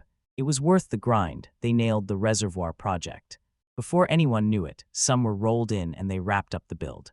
Collars were coming along and the fruits from Sina and Ihan were looking good too. To keep everything running, they needed a ton of water stored in the reservoir. In the meantime, Dave's got a horse named Bayers. Aruna wasn't great at riding and kind of left him to the main character. There were 3 other horses, Carbellin, Gry and Shaw, all with skills that were off the charts. Bayers and the others were smart, picking up on human lingo. He often pulled pranks, but Days didn't sweat it. It was chill, but if he rode Bayers, they'd vibe perfect. Days found Ihan and Sinai catching Z's. Dreaming of their parents, Bayers got restless and seemed to want to join them. That's when Days spotted Grant, rushing in, looking all frantic. It was urgent news from Eldon, and Grant needed a quick response. A few days back, Diane rolled up to see Eldon with soldiers and demanded a sit-down with the Lord. She told him she was going to take down Days and swipe his stuff, wanting Eldon's backup. Eldon played it cool, turning her down while keeping his feelings on the level. Low, just for Diane to throw the king's decree in his face. It ordered him to cooperate with whatever she needed. Clearly a fake, and Eldon knew it. But there was the royal seal stamped on the letter, one only the king could have. Eldon asked to huddle with his vassals, since it was the military deal, and died. Was cool with it. The meeting dragged on as they tried to keep things chill with some snacks. But Eldon was super annoyed about teaming up with a clueless princess. Even though he was feeling some type of way, he had to think straight. He would never throw his best bud Deus under the bus. The dude he'd helped grow in the meadow, Eldon knew he'd benefit too. So ditching him was not an option. In the end, they couldn't agree on anything. So they sent Grant to see what Diaz thought about it. Had his own opinions on Diane, and jumped into the convo later. Later, Grant came back with the main character's response. Eldon grabbed the letter and the room went dead silent, tension thick. Enough to cut, everyone was worried, shocked by what they were about to read. Grant said DS ordered them to work with Diane, just like the king said. And of course, everyone was shook. Meanwhile, Connie's was pulled aside by Klaus for a heart-to-heart. Klaus laid it all out, saying he and Diaz were heading to the battlefield and might not make it back. But first, he wanted to spill his feelings to her. And Klaus straight up said he loved her, DS won. To jump in, but Kana said she felt the same way. They were caught in the biggest drama ever, an impossible love story. Then Klaus hugged Kanus right in front of the girl. And Aruna swooped in to break it up. They kept throwing around love vows. And Aruna was just trying to save their innocent ears. After all that drama, Klaus went to join Diaz with some dogs. From what they could see, war was definitely on the horizon. 5 days after Eldon's letter, 50 armed soldiers from Diane rolled. In DS's crew was Klaus, him, and the dog squad. Eldon had 1,000 soldiers, 200 armed, just like the letter said. There were 10 mastiffs under Murph's command, and Amer was with DS. She was there to help communicate since her hearing was on point. The mastiffs were decked out in battle masks made from Earth Dragon gear. Klaus noticed they had more fighters, so it might be smart to call for backup from the Honest. But they had to protect their own village too, so Aruna worked her magic to hide him. Klaus got it, but he still wished Eldon was right there with him. Eldon knew that even if the letter was a bit sketchy, it had to be followed. It was a tricky situation. That's why Diaz was suspicious of the big army, a force meant to protect them in case things went south. The main character told Eldon to prioritize his safety and that of his people. Plan was to lead the soldiers into traps, split them up, and take out Diane. Stealth mission, the dogs knew where the holes were. Diaz wasn't sure if it would work, but they were out of ideas. Otherwise, he'd have to charge in solo with Bays waiting in. The back, their homes and carriages were easy to fix, so they could let them run through the meadow. But this option meant ditching the field that Sina and Ihan had worked so hard on. Since they started tending to the field, they stopped crying. And really put in the effort if these guys wrecked the field and stole their smile. As lord of the fief and family, DS would do everything to protect them. Then, suddenly, the protagonist heard the battle bell ringing, an old relic that hadn't been used in ages. Defeated claims were the signal for the whole army to move. When it stopped, they'd charge. Diaz was confused about why they were doing this, since they'd be out of breath with all that gear. Still, they got ready to stop the enemy from advancing. But for some reason, the soldiers just stood there, and DS was baffled. The right and left wings weren't moving, only the center was active. Then Klaus told Diaz that Diane's guy was running back and forth. Looked like a messenger, better not ring the battle bell. Protagonist was worried because he couldn't figure out their strategy. A soldier sprinted over to Eldon, questioning why he should follow orders to advance when they were just standing. There, Eldon shot back that he was having tea right now, and it was super important. It was his dad's wish to respect tea time, which frustrated the soldier. Eldon argued he was following the king's orders and wasn't doing anything wrong. He didn't think it was necessary to do more than that. There were only 2 enemies. If he was going to move 1,000 men, he'd wait for his tea time. Eldon asked for another cup, and Camelot's took forever to brew it, buying time. One of the other soldiers thought it was weird. His pay was decent, but no one wants the job. In the end, Diane's target was DS. He decided to chill and take his time. The captain knew that throwing hands with Diaz would make him an enemy of the whole country. He was a big deal protecting both the nation and his hometown. It was a risky move, no cap. Plus, Eldon's army was just chilling. In the end, the soldiers did what the captain said. Even with Diane's crew barking orders, they just shrugged and returned the cash. Klaus reported the soldiers were backing off. Eldon was just stalling, which was kind of funny. The sad soldiers were the only ones creeping up, and they were not exactly pro. DS decided to switch things up. They'd handle Diane, take them all down, and leave a mark. Amherst suggested covering their ears, and she did it without a second. In thought, then DS let out a massive scream. Meanwhile, Aruna was vibing with happiness. If DS said to chill, then they'd handle it. The women's group from Aluk was ready to step up too. Maya started using magic to scope out the battlefield. She reported that everyone was good to go, no need to stress. Her luck readings never flopped, and everyone was grateful to Maya. Eldon asked Camelot's how he'd rate their fighting style now. Shocked everyone about DS was his insane resilience and strength, moving with a calm that was kinda creepy. Klaus filled in the gaps in Diaz's attacks, never leaving anyone behind. The smaller species were throwing down. They were a bit clumsy, but instinctive. Eldon thought it was sad, even for him too. Watch, Klaus promised Connors he'd make it back. He wasn't about to bite the dust here. In the heat of battle, he almost got wrecked, and Diaz shouted out to him. Klaus dodged death purely by luck, because Diaz warned him about a snake on the ground. Up ahead, furious, she screamed because her problems were stacking up. Even as a noble, no one listened to her no matter how hard she tried. She questioned the power of the founding king that wasn't working with her scepter. Out of nowhere, the scepter slipped from her hand as a hail of arrows came flying in. He was left wondering where all this chaos came from. It was Aruna rolling in with a pack of dogs. She wanted him to grab the horse and scepter while she handled driving Diane out of the mess. The concealment magic would fade when they left, so she had to be careful. Aruna planned to scare Diane so bad she'd never come back. She chased the princess fire, arrows knowing taking her out would be quicker. But Diaz hated this. She was lost with these feelings now. If it was just the urge to be a good person, then Aruna decided to back him up. Suddenly, Diane got snatched by a dude. It was one of Richard's guys who caught her just in time before she got taken out. He secured the seal safely. Even if they were late, Richard would be stoked. Then they decided to bounce. But more arrows came flying their way.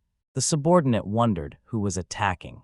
It was possible Diane was still being chased by Diaz and the crew, and he spoke up because they weren't enemies of Diaz. Quite the opposite, they came on Richard's orders, who was a disciple of D. He even flashed gold coins Richard had set aside for Diaz, ready to drop them. He got it must be frustrating, but he asked to leave Diane with Richard. There was total silence before. Aruna hit another bag of gold. So the subordinate decided to leave the 2 bags behind and dip. Aruna then went to scoop up the gold they left behind. They seemed to be related to the orphans raised by Diaz, but they were kind of red. He still didn't know how to judge them and would bounce for now. DS must have been wiped from the battle, and Aruna wanted to whip up something for him to eat. Maybe she could play the kodo and seem to help him chill. She even imagined giving Diaz a massage to help him unwind. So Aruna went home feeling super happy with her daydreams. Meanwhile, the protagonist managed to pressure soldiers into surrendering. Klaus then got everyone hyped shouting because victory was The enemy soldiers lost their fight and dropped their weapons. They didn't even take damage. The enemies had minor injuries, but no one was out. Diaz couldn't catch Diane. He missed his shot to call her out. Suddenly, Amber bit Diaz's head, complaining about him being so reckless. The protagonist mentioned that in the war, there was a top strategist from the kingdom and left the command to him. Setting aside the traps, Eldon popped up to talk to Diaz about surrender. Kingdom's law invading was a big no-no and a border violation. Shocked because they wanted to negotiate peace, and he accepted. LDAN's proposal. DS was cool with whatever they wanted to do. Eldon planned to meet the Kane now and could secure a bargaining chip. The reconciliation with DS was a big deal now. Linda was ready to cash in on it. The king was supposedly the one who messed up. He didn't stop Diane from acting all sneaky and swiping his stuff. You could say they were just caught in the king's blunders, and Eldon was going to make him own up to it. It was a tough combo, but DS was cool with letting him use his name however he wanted. Out of nowhere, they all heard a voice saying DS was doing just fine. It was Aruna, claiming she mixed some medicinal herbs with energy boosters for breakfast. She did this to pump them up for the battlefield so they'd have mad energy. Now Diaz got why the old lady was so adamant about him taking those herbs early. Amur thought it was kind of weird that everyone seemed way less tired than he expected.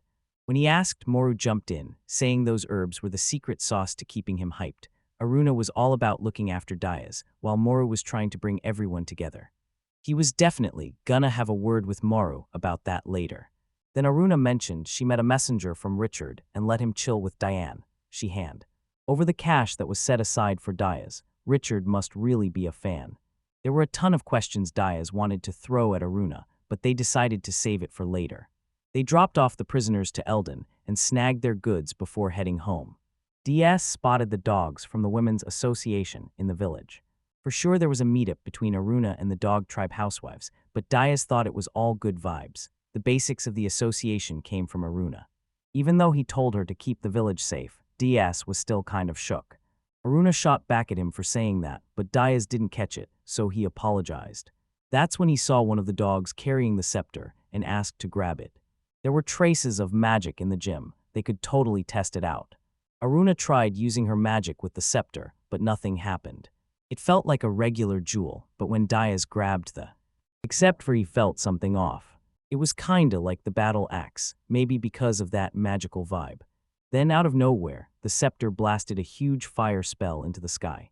Everyone froze, jaws dropped at what just went down. Aruna was shocked because it had the same power as Diaz's axe. Everyone was dying to know what he did to pull that off. Aruna was all proud of Diaz, but she was only taking the scepter for safety's sake. When they got back, Ihan and Sinai rushed to hug Diaz. Just like Klaus and Connors, who had their own dramatic reunion moment. Later, everyone went on a deep dive into the power of the staff and its magic. In the end, they figured out only DS could use that thing. It was like fixing Diaz's axe, but this one shot fire. The rest of them were totally out of luck. In the end, Aruna used her magic to keep the fire outside. That day, she was using the scepter like a lighter for the village. A month flew by, and summer was creeping up on the royal capital. The hot topic was Diane, the traitor, who swiped the king's seal and tried to start a rebellion. Richard was the first to catch onto her scheme and nabbed her quick. Eldon, the successor of the Western Territory Kazdeks, got pulled into the drama. The accusations revealed that the hero's rewards were missing, putting Misa in the spotlight. So Diane got disinherited, but she dodged execution and was stuck in the temple. Richard made some serious moves, gaining the king's trust and taking Diane's crew. Eldon, with all the accusations flying around, earned the king's trust and a noble title. As an apology, Eldon scored a 3-year tax break, but Richard was in a funk. Even though he was the one who came out on top this time, he still felt Eldon was the real winner. The whole victory was kind of his setup. The issue was that tax break. It gave Eldon way too much power. Plus, there was the whole deal of Eldon backing Richard for the throne. He was stuck in a spot where he couldn't just go after him. Richard couldn't forgive himself for doing everything the Duke wanted, and rumors about Deus were spreading like wildfire across the kingdom. The tale of him getting booted with no cash to accursed land, but bouncing back with the sacred axe was everywhere. Dia supposedly took down a dragon, married a stunning maiden, and had over 100 followers. The king gave the orphan Dias a duchy and a new family name with the same tax break. First, it sounded wild, but Eldon said there was some truth to it. Rumors spread throughout the kingdom of Sansarif, reached DS, the meadow, and the west, touching all sorts of people. Finally, things started to chill out after all that chaos. Dias was gearing up to tackle summer stuff the next day. Then Aruna decided to chill out and told Dias to lie face down. So Dias got a massage from her. Just as Aruna planned, that's when she spotted the bald spot where Amr had taken a bite. She said she could count on him and promised to have his back. Dias was a bit puzzled, but he appreciated her kindness anyway. While Dias and Diane were busy battling, Francis and Francoise headed east. Been shy and cautious, but this time they were way out there. The dog people could chat with the Mia, but this time it was all gibberish. Out of nowhere, a voice echoed through the skies and ground. Seemed like it was time to head back after being so far away. The two Mia decided to return and thank the dogs for the guidance. But the mastiffs were totally lost. It was a real head-scratcher. Still, they were pumped to hear about Dias' win anyway. On another day, Aruna went to groom the horse Aisha and combed her mane. Aisha used to be Diane's ride. Aruna said Diane's horse had a cute name and a whole backstory. They took her after the battle, but Dias was stressed about who'd keep her. Some horses still miss their old owners. Better to let Aisha chill and open up at her own pace. Aruna's horn lit up green, a sign her perception magic was on point. Suddenly, a dog came sprinting in to warn Dias. Something shiny and sticky was heading toward the village. Had a big mouth, and Dias wondered if it was Pageant. Agent Du was a merchant who swung by the village, asking to recruit new folks. He was curious if Pageant found anything cool this time. Pageant greeted the main character, and the stuff he wanted showed up. Turns out this was Paige and Du's brother. Pageant Ray. Aruna noticed his clothes and voice were different, but they looked super similar. The Pageant fam was all about trading and had mad pride in their roots. DS asked what happened to Pageant Do. Du had been grinding hard lately, not caring about his health. Anyway, Doug got Dias' request, but things got complicated. Recut to the chase, people were scared to live with Jujin and slavery was a no-go. The lack of bloodline caught their attention. For the Jujin, those without bloodline were the ones who lost their beastman powers. They were kids with super thin blood. The king of the beastmen was all about this type, unlike his ancestors. Many of them fled the kingdom and couldn't go anywhere else due to discrimination. They were thinking of bringing them to Dias' village, but wanted his thoughts. First, the main character was still deep in thought. Then he mentioned Eldon, who was fighting against the slavery of Ajin and Jujin. And those who suffered could find peace there too. Regatta seemed DS knew about the neighboring territory. Still, he let out a shocked shout when he heard this. Ray was a lot like Doe, thinking about creating a trade route between the territories. Ray apologized for being informal and got back to business. But DS wasn't interested in anything pricey, even if it was valuable. That's when Aruna grabbed the bags of gold and was ready to take what looked good. Which made DS nervous because even though they were nice, they weren't practical. Aruna thought saving gold was lame. They needed to buy from merchants to keep trading. If it was handmade, they could sell it later without using it. Dias was impressed and decided to let her handle the negotiations. Reprepped a bunch of boxes with all the stuff that might catch their eye. But Aruna quickly saw through his tricks and started laughing at him for offering cheap junk. Ray was totally shocked and nervous about the whole situation. Dias left everything to Aruna because she was way better at this. Then he spotted a dog barking at a cage full of ducks. The duck bit the dog, and suddenly, all the ducks burst out of the cage. Maya showed up to see what the chaos was about in the field. These were solid animals for meals. They grow up in half a year and live long. They could also provide eggs, meat, and feathers. Super useful. Dias went to chat with Aruna about snagging those ducks. And Ray had this super awkward grin, which kicked off a whole debate about discounts and better prices. Reb mentioned some furniture that was on hold, heard that she and Dias still hadn't popped out in air. Usually it was stuff for nobles, but Ray was ready to bend the rules and show her. It was a steal, but honestly, it was solid quality. He showed Aruna the least amount of fabric ever used in clothing. She couldn't believe one of her things could help her have an heir. Aruna flat out refused to buy, even with other styles on the table. After a long showdown, it looked like the negotiations were finally over. Aruna scored some discounts, but the prices shot up a bit too, or so she thought. But when she saw the two, Aruna was all smiles. She used her sole judgment in the deal, and Paging sold off more than half his stock. Nobody ended up losing in the end, and they walked away with food, goods, daily essentials, tools, and 6 geese, plus a special barrel of alcohol, because why not? It didn't take long for the village crew to show up and help haul everything back. Aruna spotted some wild clothes in the cart. Were dance outfits, fancy dresses, and aristocrat get-ups. Aruna was shook by the ridiculous stuff nobles liked. She even started picturing herself in them, which was wild since there were kids at home. Then she imagined Daya's in those outfits. Fits too, and her brain just melted. The protagonist came back, and it looked like they had taken everything they bought. When he saw Aruna, she was all red, totally embarrassed by her thoughts. Diaz thought she might be feeling off, but she insisted she was fine. Ray announced they wrapped up the deal and asked if there was anything else. Then Diaz said he wanted some stuff the dog people might dig too. Ray was down and teased Aruna that she'd be bringing back even more. As soon as he bounced, they got super busy prepping for the geese. They had to build a cozy spot for them and set up a water supply. When Diaz returned, he was treated with all the love from the little dog people. They were all pumped to have helped Maya with her work. The elders thanked Diaz for the goosebees since the feathers were clutched in winter. They'd have the geese's new digs ready in no time. And Diaz thanked them for all their hard work. He praised the pups for their awesome efforts, speaking of which Diaz never rewarded them after the battle with Diane. So he decided to treat everyone after they cleaned off the mud. DS gathered all the dog people and thanked them for their support. Those who fought would get 2 rewards, and those who didn't would get 1. After handing out the goodies, they wrapped up with the gold they scored. That's when one of the little dogs asked if he could poke a hole in the gold coin he got. The others were all in on it too. Diaz was curious about why he wouldn't say no, but wanted to know. If they made a hole, they could thread it and wear it like a collar. Diaz explained he actually gave the coin so they could buy something cool. And they were not feeling that idea at all. Everyone wanted to rock the gold as a necklace. The protagonist was stumped. Their values were just different. He remembered seeing the dogs deck out their homes and thought they deserved cash for that.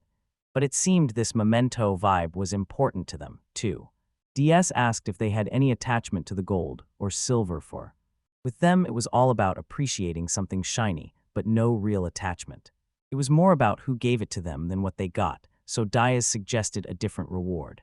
Something they could keep safe, and they were all for it, way better than the gold coins. The protagonist still had to think about what gift would be better to swap for the coins.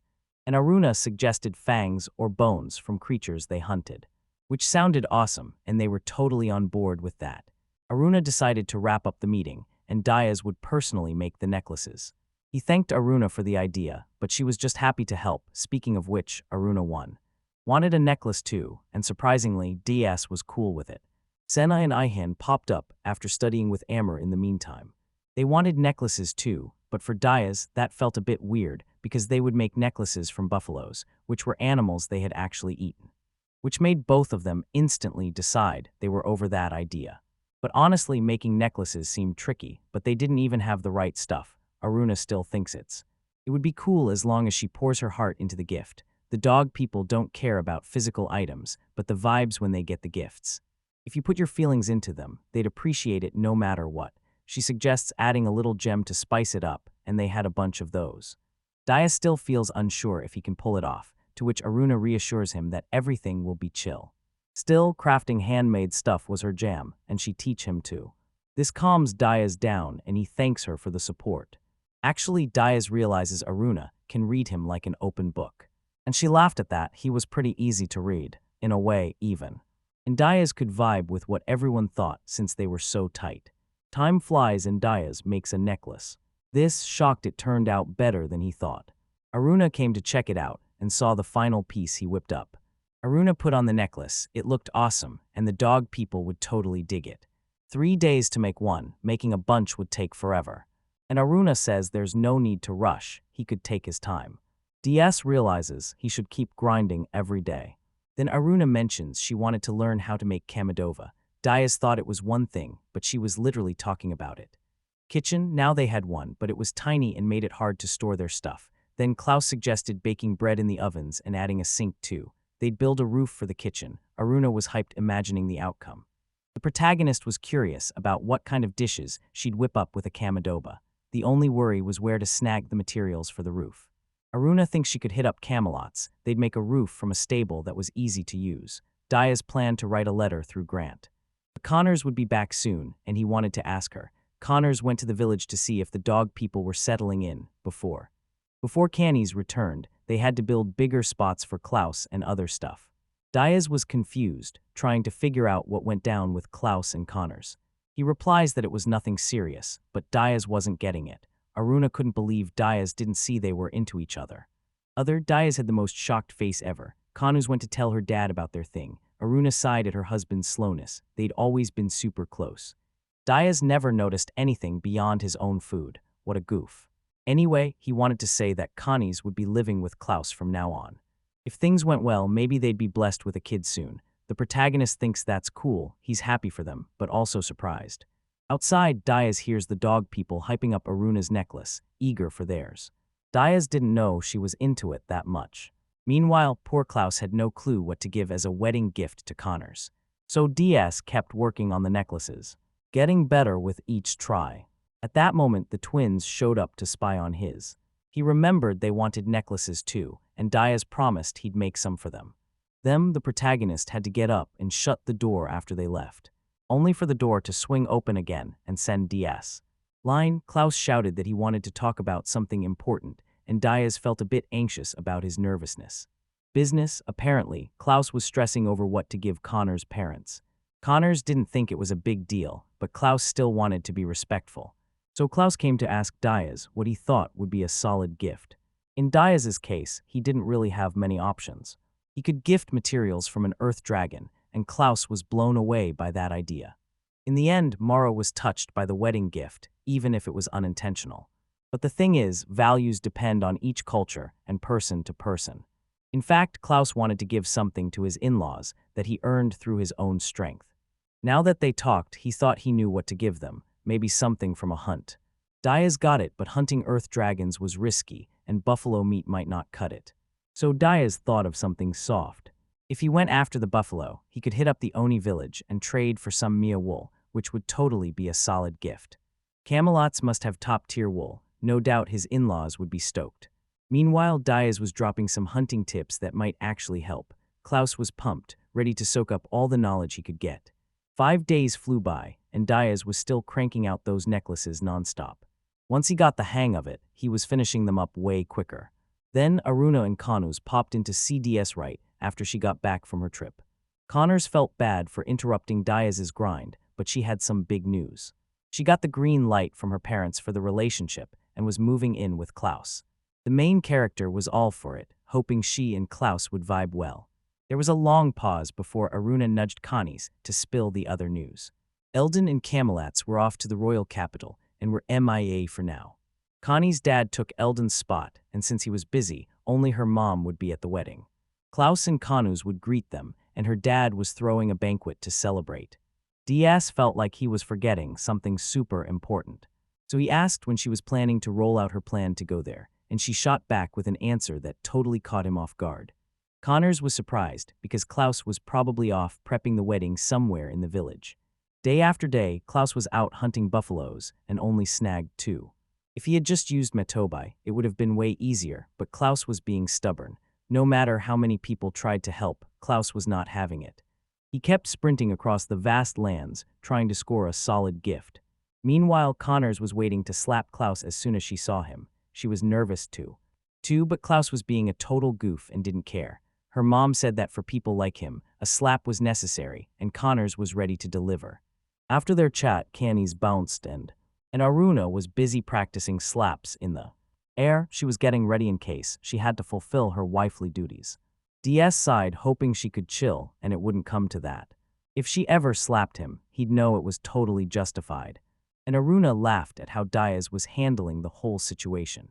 Then she asked if he had any wedding gift lined up for the couple. The girls were gearing up for a celebration and a party.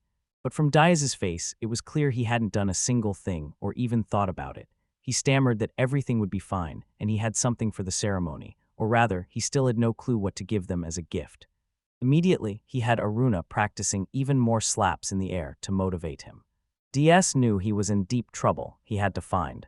Trying to gift in fast. After that, with Connors pushing for slaps, Klaus finally caved and accepted help. Teamed up with the dog people and used metabi powder. Things went way better than before, and after 3 days, they gathered enough buffaloes. Then they set off to find Connor's parents. They said goodbye. Diaz was freaking out about the gift. If he didn't get it together, the whole crew would celebrate their wedding without him. Was running out. Normally, Diaz would have hit up Aruna for advice, but he couldn't do that, so he went to see Chief Morrow. She was the one who always had the best advice, and Diaz came to ask for help. Morrow said he always managed to impress her, and Diaz felt a wave of relief because she was on his side again. For a gift, she suggested a set of bedding made from top-notch Mew wool. It was perfect for newlyweds, which totally surprised Diaz. Then, after a moment of thinking about what she meant, he realized Klaus was kind of a goof, but he should be that way after all. Maru asked when Aruna could also have a little one in her arms. They were both way too reserved. She even wanted to give a bed that could help with that, and DS was all in thanking her. The pillow had a different style on each side. Moru also hooked him up with some medicinal herbs that helped with pregnancy. Days rolled by, and more materials showed up from the capital to build the kitchen. Plus, they set up a bathroom and a fence to keep the geese in check. Thanks to the artisans, they got compensated with rare materials and 10 gold pieces. Then the day after the artisans bounced back to the royal capital, Klaus and Connors rolled in with a cart full of goodies for the village. With this, Diaz got Aruna's help to prep for the wedding with some fresh clothes. Sure. Here's the improved text while keeping the same line breaks and structure. Then they bounced out to meet the couple ready to tie the knot. The main dude was in charge of getting the event all set up. It was all about the kingdom's customs, but Klaus wanted to throw in some dog people vibes in Khan. Honest was all about the Oni traditions, so everyone showed up for the wedding. Ease was on deck to give the speech in front of the couple during the ceremony. He nailed the blessing of St. Dia, which was a must. He crushed every word. On the battlefield, DS used to do the same thing on all sorts of occasions. Klaus seemed to remember this and was hyped to hear him drop the chant. The teachings of St. Dia were pretty straightforward. Love others as you love yourself and live it up. Don't hurt others, don't steal, and don't invade their space. Don't judge based on clothes or where someone's from, and don't be a hater. These were basic things people often forget, but they were super crucial. St. Dia was said to always chill with the founding king, using his wisdom to snag the sacred land. Finally, Diaz wrapped up the recital for the wedding and told everyone to eat, dance, and celebrate the good vibes with them. So they were officially hitched, and everyone gathered for a feast.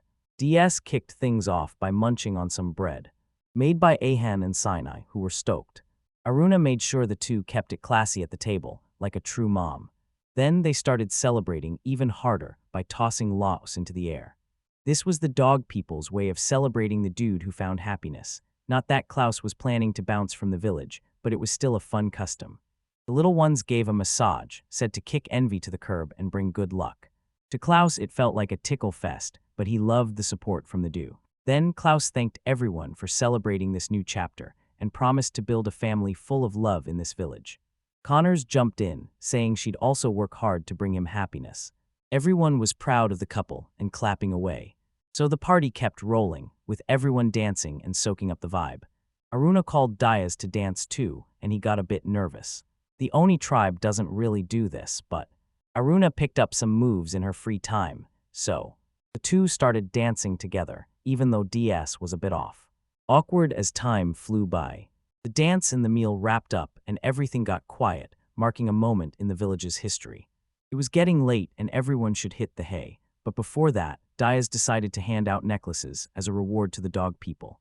Everyone got hyped, and Diaz told them to chill and line up.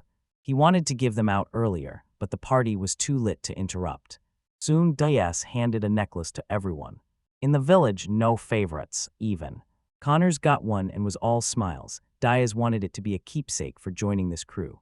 Ihan and Sinai gifted 2 embroidered cloths they made themselves.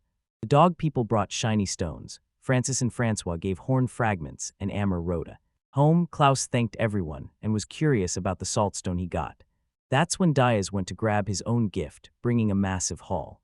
Konais and Klaus were grateful for the gift, and Aruna beamed with pride for DS. A betting set meant they were praying for blessed kiddos. Diaz didn't want to say anything awkward and just let it slide. It seemed everyone was pumped about the betting set idea. Diaz didn't mean to rush the couple, that wasn't his vibe. But that's how the ceremony wrapped up quicker than expected. Meanwhile, a crew of guys reported to Lord Huggis about the village, which had rich folks in all sorts of Jujin stuff from the lands of Netris. They spotted a cart in the area heading to the village and followed it until they saw it in the distance. But it was clear they were a group looking to dominate the weak. Huggis was ready to handle all of them, and they could hardly wait for the showdown. At the same time, a cart was rolling through the lands. They seemed lost, trying to find their way. Then spotted a dog on the road. The dog asked who they were, saying if they were visitors or bandits it would bite them. Summer kicked in and things started changing for Diaz. Francois, who was expecting a baby in the fall, spent a lot of time cooped up inside. This was out hunting for soft grass to bring back to Francois later. It was a Mayo custom. This also wanted to stick by Francois's side since the due date was creeping up. Out of nowhere, someone came in yelling the protagonist's name. It was the guard dog announcing visitors, and guess what? They weren't bandits. The crew brought 6 male with them, all huddled together like a squad. Aruna decided to roll with DS, and Francois told them to check out the visitors. She seemed to chill with anyone who respects the mayor race. No drama there, so they headed to the field and spotted a cart rolling in from a distance. Then DS shouted the names of Issa and Eli, and Aruna realized he knew them. Issa called Diaz dad and Eli Brome, which totally blew Aruna's mind. DS could hardly wrap his head around how much they'd grown and asked about the others. One popped out of the cart, calling the protagonists no father. Eric showed up too. He dashed over to see Diaz. Eric was all, "Hey, you called me the wrong name. It's Ellie now." Ellie waved at the Mia, chilling there too. Francois was spot on. Those 3 were super nice kids. In the distance, Diaz spotted Uncle Ben hopping out of the cart, still kicking. Ben was all, "Seriously, you thought I was dead already." Finally, Aruna had to ask what this father thing was about. She couldn't believe he had kids all this time and wanted the scoop on their mom. Issa asked if she was his daughter too, and Aruna jumped in as his wife. Issa was shook because she looked way younger. Aruna shot back that she's from the Oni people. In the end, Issa apologized for being kind of rude with her comment.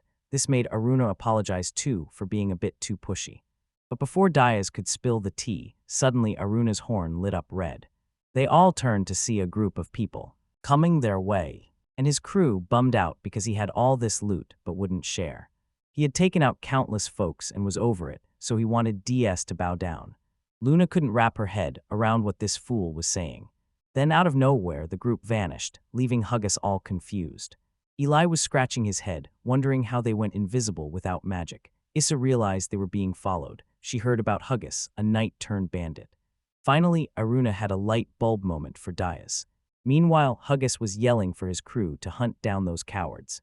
That's when Diaz stepped up solo. Chatting with Huggis, he declared he was the lord of these lands and challenged him to a one-on-one duel. At that moment, Huge's whole crew was shook hearing from the kingdom's hero.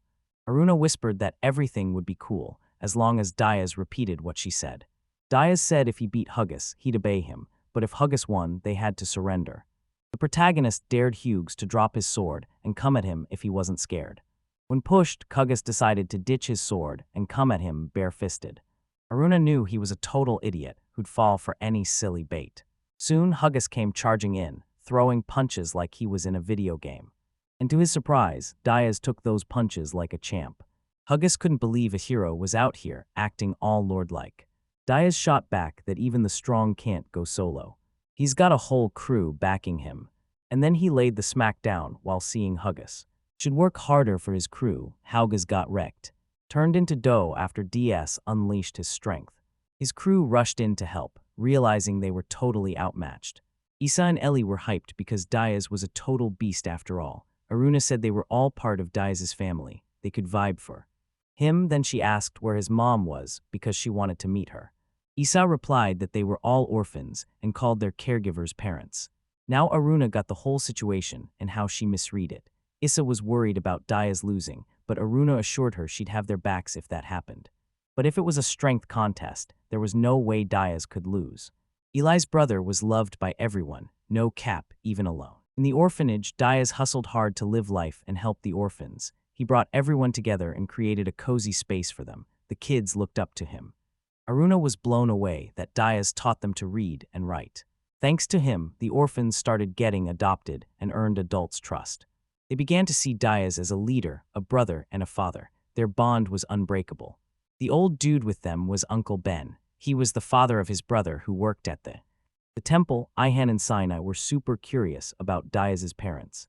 And if they looked anything like him, DS didn't think they matched his vibe, but they were chill and kind people. Ben sighed, dropping the bomb that Diaz's parents were the first and second chief priest. Even the group of orphans was shook, and Aruna asked about the temple. Fiaz was trying to figure out how to explain, but to keep it short. St. Dia served a temple to spread the word of God after landing in the Holy Land.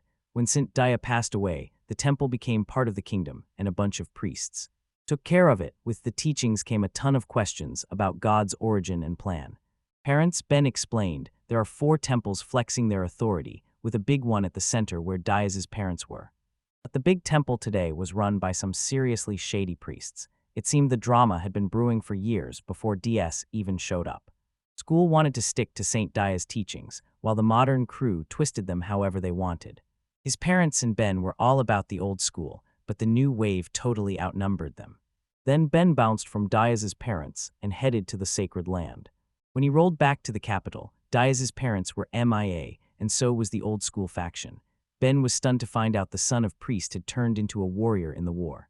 That's why he wanted to drop some wisdom on Diaz's mind. Seeing him living a decent life with a wife, Ben decided to chill. And if that was the case, Ben figured his parents could finally rest easy with that. Ben hoped Aruna wouldn't have any beef with Diaz. As his wife, Aruna was all about happiness and wanted to keep it casual. Until Ellie jumped in, complaining because she wanted to be Diaz's wife. Even though Diaz had no clue what she was on about, because Ellie promised ages ago that when she grew up, she'd marry him. Diaz remembered it was during his birthday, and that was her gift. Ellie recalled they had no cash, and she planned to buy a ring when she was older. But it was the least serious proposal forever. Ellie started calling herself his fiancée out of nowhere. Diaz thought Ellie was way more normal as a kid. She got a bit wild as she grew up. Aruna saw that Ellie's soul was that of a woman, and she was a woman at heart. In that moment, Isa hugged Senai and Ihan, calling them her new sisters. Later, somewhere in the village, Hughes and his crew were grinding in the fields. Meanwhile, Eldon was deep in thought, realizing Diane didn't seem to care about her mistakes at all. He offered his support to Richard now, but had no other solid options to pick from. Camelot's heard the prince was against tax breaks. At least he was more chill. He was smarter than other princes like Meza. The intel crew suspected Meza was in cahoots with the Empire. Eldon got it and told them to be careful. They didn't want to get hurt or lose anyone. Camelot's nodded and dipped to rethink his choices. Meanwhile, the village of Ilk had way more buildings than before. Isa spotted the village girls in cute kingdom clothes, and they looked totally different, Aruna thought. Not the outfits were fire, but they were tough to wear for work. 5 days had flown by since Isa and the crew rolled into. They were vibing in their own way in the village. But the wildest part was that Aruna and Ellie became besties. Ellie still called herself Diaz's wife and didn't even recognize Aruna, but Aruna could see Diaz meant a lot to her and got her feeling. Ellie called her too young and not worthy of Diaz, and Aruna admitted she lacked experience, but her feelings for him were solid. To Ellie's surprise, Aruna wasn't mad about anything she said, simply because Aruna was a woman too and totally understood how she felt. Ellie gave in and opened up to Aruna, who got her internal struggle. And since then they became pretty tight, chatting about personal stuff. Diaz was busy working when he met Eli. They were thinking of heading back to the city soon. They just wanted to swing by and see him. Diaz got it and asked him to say hi to the others too. Eli thought the main character would try to stop them, but Diaz understood they had their own homes and jobs to handle. Now they were adults and couldn't ditch their responsibilities. Eli was too grown to get lectures from DS like back in the day. But no matter how old they got, Diaz would always be their dad and look out for them. Eli was stoked because he could care for them this way as family. But DS couldn't return Ellie's feelings, and so he could keep caring for them as their father. Not just Ellie, but everyone else too. He couldn't be their dad if he had those romantic vibes. It was something he just couldn't do. He wouldn't ditch his role as their caretaker. That's when Ellie came sprinting in for a hug, tears streaming down her face. Diaz heard from Maruna that there are only folks who, just like Ellie, have a special soul. That's why Diaz is hoping she finds someone awesome who gets her. Ihan and Sinai came running in for hugs too. It was a total hug fest in the middle of this hug chaos. Ben popped in to see what was up. They were about to say goodbye since they were leaving the next day. He went to comfort the girls who were crying. But it wasn't sad at all. They'd see each other again. No doubt about it. Plus, Ben and the other Mia who came with them were sticking around. He wasn't heading back to the temple. That would be a total waste. Instead, he'd look after the Mia. Ellie decided to stay too, wanting to work on negotiations and help the village. She was also on the lookout for people like her, and the kids were hyped about their day. Not even the main character could believe it, but this village was getting more lit every day. So the new crew ended up with 6 new meh. They had a whole backstory that we won't dive into because it's not that deep. Anyway, there was no reason to kick them out, but there was a little snag. They needed to figure out who would be the leader of the horde. Diaz had no clue, but the chief of the Mia village had always been Francis.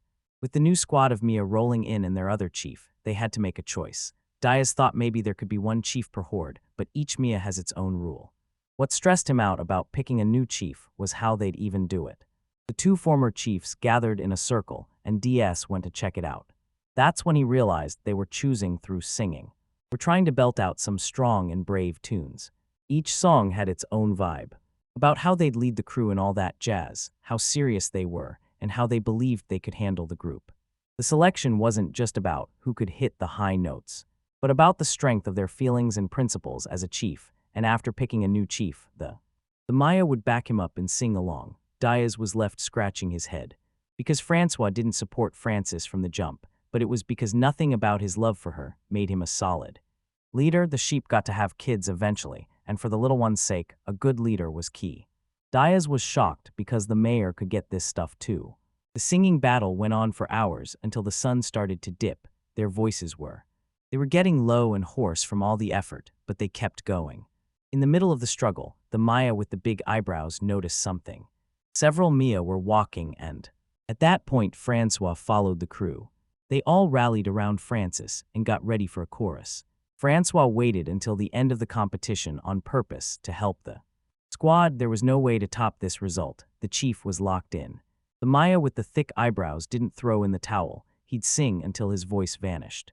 But it didn't take long for him to see Francis and Francois singing while crying. And finally, the one with the big eyebrows stopped his song and let Francis take the win. Everyone jumped in to sing Francis's song, which meant that Francis was now the new chief of the celebrate because Francis was epic. Ice's first time witnessing this. They were a seriously clever bee. Aruna watched and realized the big eyebrow Mia had vanished. He decided to bounce from the village. But Diaz went with him. Diaz praised how he fought until the end without giving up, and then recognized his opponent and joined him. Plus, he didn't show any anger or immaturity. DS was vibing with that attitude. That's when he realized they hadn't even given him a name yet, so he started tossing out ideas, but none of the names seemed to stick. Until he suggested Ethelbald, and it looked like the sheep were into F. He went to cry in Diaz's lap, and now he'd be called Ethel. Aruna and Ellie watched the scene, moved because Diaz was really like a dad. That's how they also set up a small party to celebrate France's victory.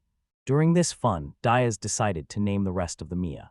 This surprised everyone in the group were twins and Ethel's wives, so since they were girls, the twins wanted to give them cute names too. So they tossed out names linked to Ethel, but honestly, who even remembers those? Let's just skip that part. Worries were pointless, but Diaz was stressing because the wives picked Francis over Ethel. Ethel got it though, picking a solid leader is key, no cap. The main character was super curious about the vibes Francis's music gave off. And just like that, the May account hit 8, and Francis snagged the chief spot.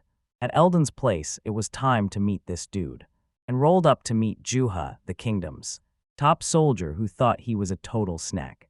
Juha called himself Diaz's ultimate war buddy, which was a bold claim. Eldon knew that was his self-proclaimed title, no surprise there.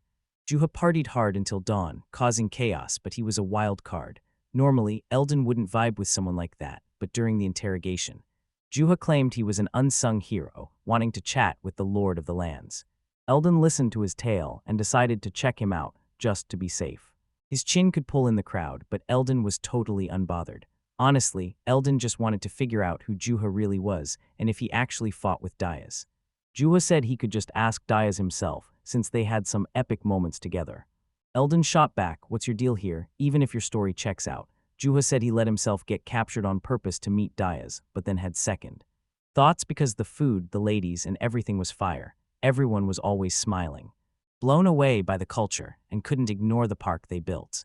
But Juha didn't think Eldon would take him seriously and went for broke. Not a bad move, since now he was face to face with the Lord of the Lands. Eldon replied he could have just said he wanted to join the crew or that he knew D.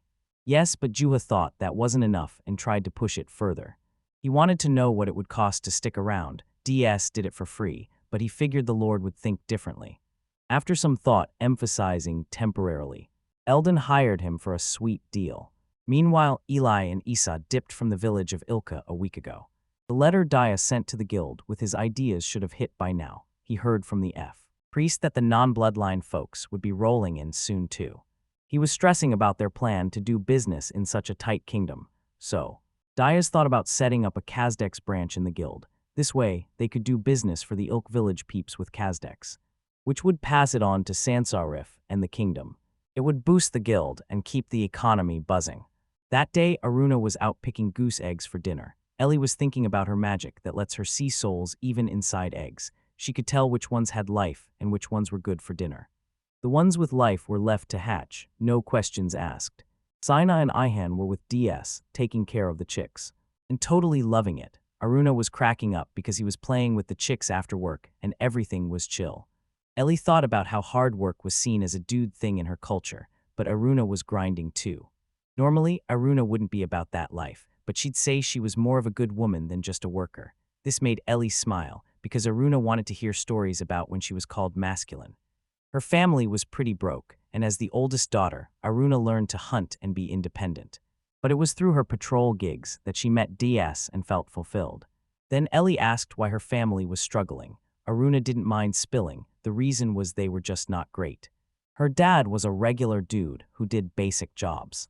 But her brother was a total disaster, and no words could describe him. Even with decent jobs, he was always out too long. Her brother was a clown who blew cash on women and left the family broke and starving. Ellie was glad she asked. It felt good to vent instead of bottling it up. Aruna didn't want to dwell on her brother. She was happy with Dias since then. Dias and Moru always had her back and she could never thank them enough. Moru was the chief of the Oni village. She was the one who brought them together, probably out of pity. Aruna thought Moru gave them more for her sake than for Dias's. Ellie noticed she kinda stole her spot as fiancé, but she couldn't hate her for it. Maybe because their situations were similar, both being orphans. But Ellie was cool with it, because Dias was like a prince on a white horse swooping in to save the day. Aruna had no clue what Ellie was talking about. So Ellie broke it down saying it was about a destined person showing up. It sounded super masculine, and Aruna was totally lost in her daydreams. Before long. Wrong, Ellie realized she couldn't stay mad at her with those vibes. Decided to stick around to help Dias and Aruna out. The meal prep was all set, and they had some chill time. Rana was gearing up to practice her target shooting and told everyone nearby to back off. She always squeezed in time between her tasks, practicing with her bow every single day. Ellie was low-key impressed by how committed she was, so she walked over to ask how her short bow could pack such a punch. Explained it was all about the materials the bow was made from. Ellie noticed there were bones and horns mixed into the wood. Aruna was shocked because she had a sharp eye for those details. The side that got pulled was made of soft material, and there was glue holding the bones in place. They switch up the materials and shape based on the archer's strength and build. They even use bows while riding. It's a super practical weapon. Ellie tried to pull the bow. But even with all her might, she couldn't budge it. Which was totally normal. Only DS had managed to pull it so far. This bow was made from earth dragon materials, and Aruna used magic to handle it. Ellie couldn't believe they used parts from such a high-ranking monster. The magic transfer helps shoot different types of arrows, which sounded wild. Ellie thought all this seemed way too complicated. Aruna laughed because Dias said the same thing. It was true that practice was key. Senai and Ihan started learning to hunt on horseback and actually hit flying birds. They were doing some insane stuff like controlling the wind's path. These kids were next level still. Riding with a bow and arrow wasn't that tough then. Aruna suggested Ellie should give it a shot, since it could come in handy in a fight. Suddenly a voice shouted, asking where they were. It was some random voice, probably an Oni calling out. That's when Aruna spotted someone who came back alive. Even though she wasn't thrilled about it, it was her annoying brother who was fuming because they married off his sister while he was away. In the Ani tribe, the youngest son takes over the family, while the older ones support him. Aruna didn't spill any tea about her family, and it didn't bother Diaz to know. One day, Diaz went to call the girls back for dinner. Out of nowhere, a guard dog came springing in, barking about and only showing up. Diaz went to check it out. He found Ellie and asked what was going on. Diaz saw Aruna going off on her brother, who she clearly hated with a passion. He popped up out of nowhere, claiming he was there to rescue his sister. He started asking where the evil lord was who took his poor sister. Her, despite promising to save her, Aruna charged at him, unleashing all her rage. Diaz got it, but he was shocked to learn Aruna had a brother. Ellie was surprised too, since the main character never mentioned him.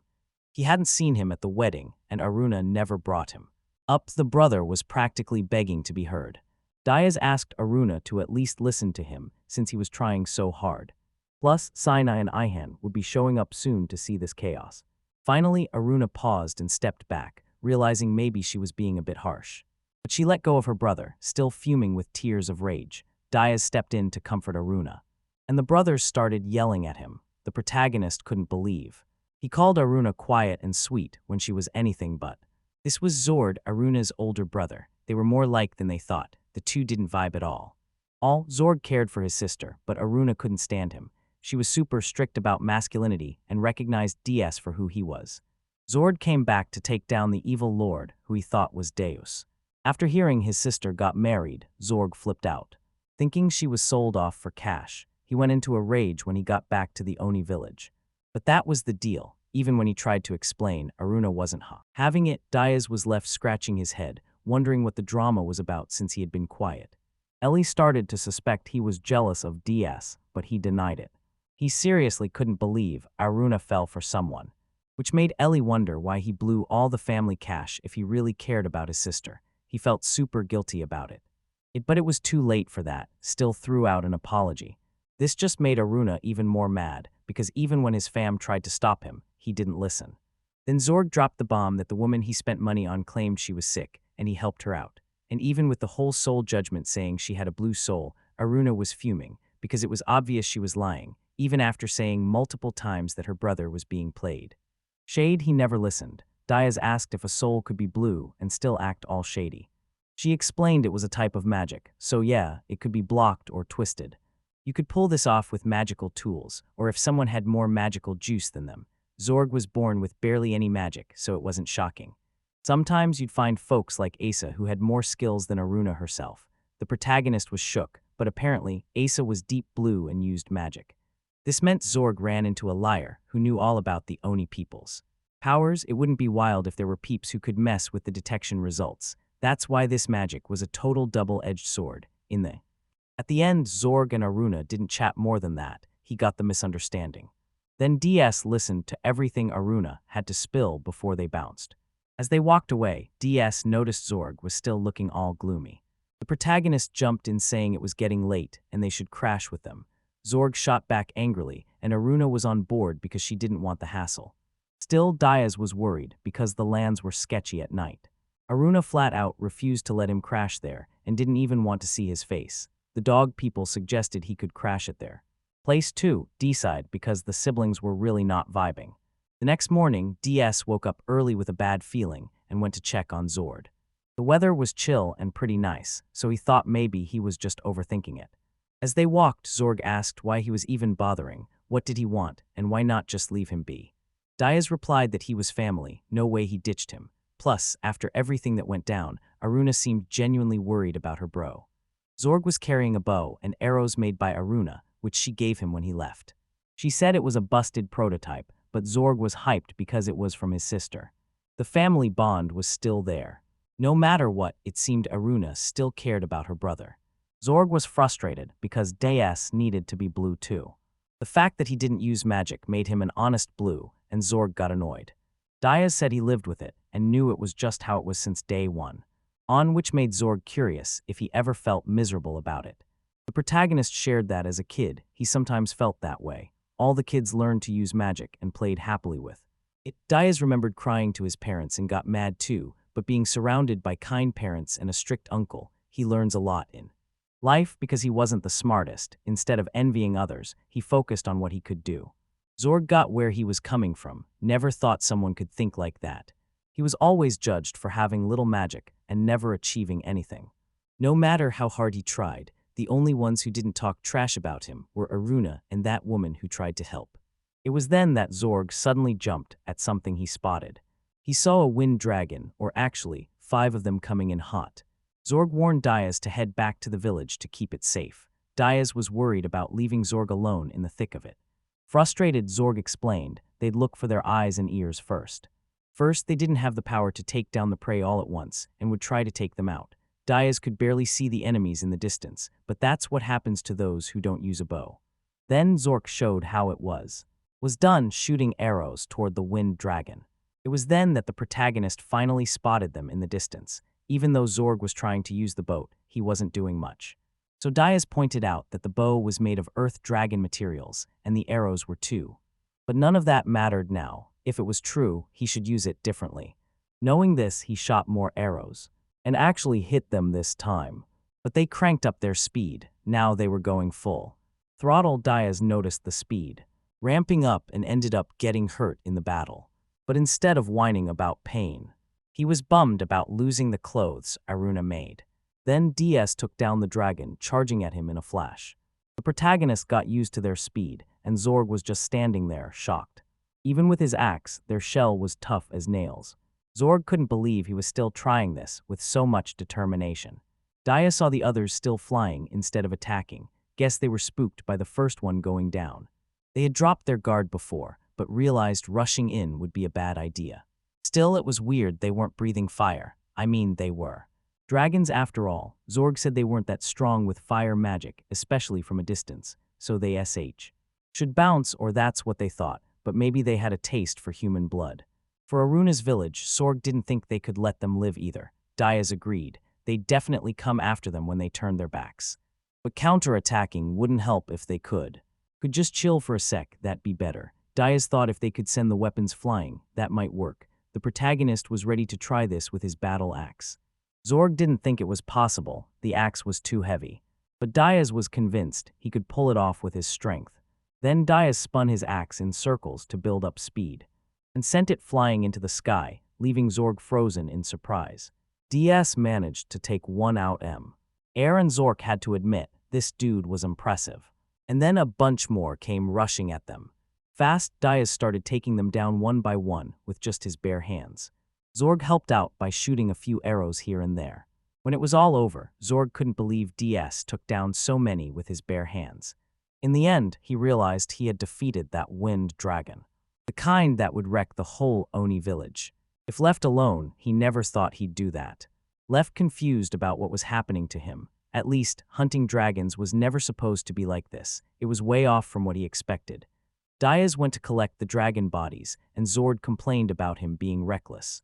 Aruna's husband and lord of the territory was totally an idiot. After that, the two took the dragon remains and weapons back to the village. Showing off their haul should score some points with Aruna for Zorg. On the flip side, Diaz's clothes were shredded, and he knew he was in for a lecture. On the way, Zorg joked that he was a weird dude, a lord who gets upset over his clothes getting wrecked. Explained he only got through the tough times thanks to Aruna. Even with his clothes, she always helped by sewing them up. Zorg said he didn't seem much like a chief, both. Diaz's name and everything about him were pretty strange to Zorg. When they arrived, Aruna was worried about what happened to Diaz. She wanted to patch up his injury fast and get him some fresh clothes. She felt all proud of her husband for taking down the wind dragons. Even though Zork said he did the same, she appreciated him, but kind of brushed him off. Even when he tried to chat more, she didn't pay him much mind and moved on. When Aruna went to take care of Diaz, he mentioned she could be a bit nicer to her brother. And she shot back that now she was part of Diaz's family. No room for Zorg. If he wanted to flex his masculinity, he should head back to the Oni tribe and find a partner. She preferred he think of his brothers who were the heirs of the family. Aruna couldn't believe that idiot went straight to see her. Even if he wasn't strong and was smaller than usual, a dragon was still a dragon. Dragons were valuable, and Zong proving himself actually made Aruna happy. She also made sure to be nice to Zong at Diaz's request. Then everyone gathered to celebrate the hunt. The village was buzzing more than ever with Aruna singing at the center. Diaz was super happy because everyone was having a blast. More than the dragon celebrations, it was a party for Aruna's happiness. Then Diaz slipped away during the night when he stopped and found Mia, Francis, Ethan were at the party. This was shaping up to be a wild Mia. Diaz hadn't seen this dude before and asked if he's lost or something. Even though the mayor tried to chat, the protagonist couldn't quite catch what was being said. The Mia was throwing a fit because Diaz wasn't getting his words. Or rather, Diaz suddenly tuned into the Maya's furious rant. The Mia then hands over a small bag to the protagonist, which was a gift. The Lord of the Mi wanted to hook him up with those 3 Sangiovanni, and hoped he'd take care of more dragons later. Diaz was left totally confused about what the sheep was saying, and the Maya thanks him for his efforts. The healing day for his lord was coming up. If he sold the Sangiovanni or tried to use it and messed up, the seeds could turn evil, so he had to be careful. Diaz tries to think it through and starts feeling a bit queasy. That's when Aruna shows up to see why he's been outside for ages. The protagonist tries to explain he was talking to Amia, but it vanished. Aruna figured he should be tired, so they should head home and chill. He still couldn't tell if this was an illusion or a dream. If it was a mess, it better not be a bad guy. Meanwhile, a squad gathers and things weren't going as planned. They were supposed to fix the empire, but couldn't find a way to do it. One of them suggests they should get rid of Diaz, who was their only son.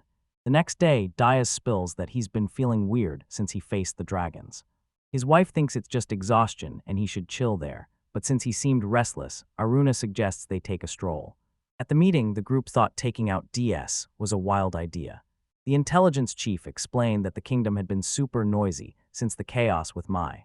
At this rate, their connection would be exposed. They could deal with it later. Everyone there had beef with Diaz, and the commander chuckled.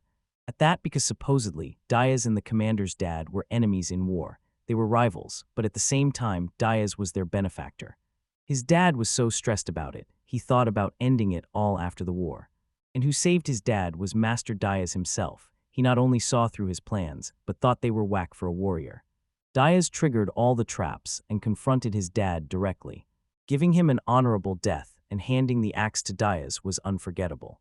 Commander felt some gratitude towards Diaz, so revenge was off the table. Instead, they could get rid of the losers from Mai's crew who were useless, but they were keeping an eye on Richard and Isabel. The other nobles weren't interesting. Despite joking about getting rid of Meza, it was risky since he was royal. Instead of being useful, Meza just caused chaos and got in the way. Although they couldn't get their hands dirty, someone else could do it for them. Meanwhile, Meza was fuming because he got barely any cash. Anyway, he planned to move and start by dealing with Eldon after what he did to him. At the same time, Richard would leave it to Niles to handle the empire and Mesa's mess. Niles was kind of shocked because Mesa was getting involved in all this. They could let the empire waste its cash. It was neither a win nor a loss. They should keep tabs on Mesa and jump in if needed. Meanwhile, Eldon was wrapping up his work. They were set to visit Diaz the next day and were getting ready. Eldon was hustling hard to make up for the tax break because he knew Richard and the others might not vibe with him, but Eldon wanted to prove himself, and he couldn't resist the urge to check out Diaz's village. Camelot's felt useless in front of his lord, who did so much and couldn't help him. There was a mountain legend about the Sangiovanni, a plant that cures all diseases, and Camelot's would love to snag it for Eldon At the same time, Zorg was called by the village chief to chat and was feeling jittery. He was already feeling down after all the scolding and wanted to wrap it up fast. Moru was surprised because Zorg had handled 3 dragons, but she couldn't hype him up too much. However, she had a better vibe about him and handed something to Zorg. It was the candidate, Chief Mark, which totally caught Zorg off guard. Moru explained that if it weren't for the scandals, she would have made him the chief, but as she could see by the number of rings now, he was the 3rd candidate. Now they had a dragon hunter neighbor who should be well respected. Zorg had also become a solid hunter, which made him fit for chief. Moru was all up in his business, telling him to ditch his job and go for the arranged marriage. Still, he couldn't stop thinking about how a real chief should roll.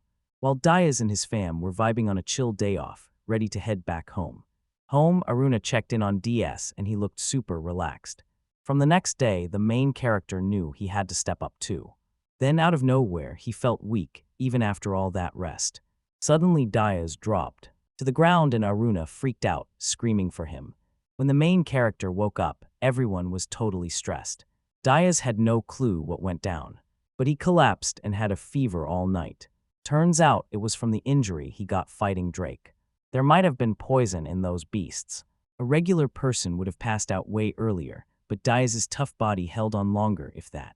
Fever kept up, he could be in serious trouble, and healing wouldn't be easy. The main character still thanked everyone who had been looking out for him this whole time. Aruna was beating herself up for not noticing Diaz was so sick and still inviting him out. Ellie was there to comfort her, saying this was bound to happen. Diaz wasn't the type to chill, she could leave the rest to them. Aruna needed to catch some Z's after being up all night. Ihan and Sinai went to grab some medicine for the main character to drink. Diaz couldn't even think about drinking water, but he didn't want to stress them out, even so the medicine smelled strong, it was bitter, but had a weird sweetness to it. Diaz asked what was in it after all. They told him. They used the leaves he had, one of the 3 they planted in the field. The bag they were in was gone, and DS wondered how they even knew where it was. But soon he started to fade out again. He decided not to worry about it now and just drifted off to sleep. The next morning, he was jolted awake by someone screaming. Aruna was freaking out because his high fever had finally broke. Dees was shocked because he felt even better than before. The wound itself hadn't healed yet, but it looked like it would leave a scar. She was super relieved, thinking he might kick the bucket. Aruna even asked if maybe he didn't heal because he was DS after all, and he shot that down saying his wounds got pretty gnarly on the battlefield. Then Aruna asked what could have caused this, maybe some medicinal herbs. He agreed he had eaten some, remembering Senai and Ihan giving him medicine before they could dive deeper into it. Klaus burst in yelling. He came to announce that Eldon was rolling into the village. She was shocked to see DS standing. The guy was loud as ever. After that, even thinking about it, they couldn't figure out why the healing was so fast. Aruna was still worried, but DS owed Eldon and went to meet him. It wasn't long before Eldon showed up all happy and apologized for being late. Grant and the others were busy, but DS didn't see a problem with them showing up out of nowhere. In fact, Eldon's mom always said she wanted to meet Diaz, and it caused a bit of a stir. It was rare to see him complain so much, but Diaz pictured his mom as a strong and respected woman. Anyway, the main character asked why he was visiting. And Eldon said he had some favors to ask, the first being permission to crash in the village for a bit. He also wanted a place to stay for the night. They had supplies for now. DS was cool with him staying and using whatever he needed. But there was another thing Eldon wanted too, and he practically shouted that he wanted a tour of the village. The main character was totally down for that, even if they didn't chat like normal folks. Apparently, Eldon wanted to see how things were after so long. Everyone should be busy with meals, so Diaz decided to show him the fields. Eldon was blown away by the planting fields. No matter how hard they tried, no one understood why it grew in a perfect circle.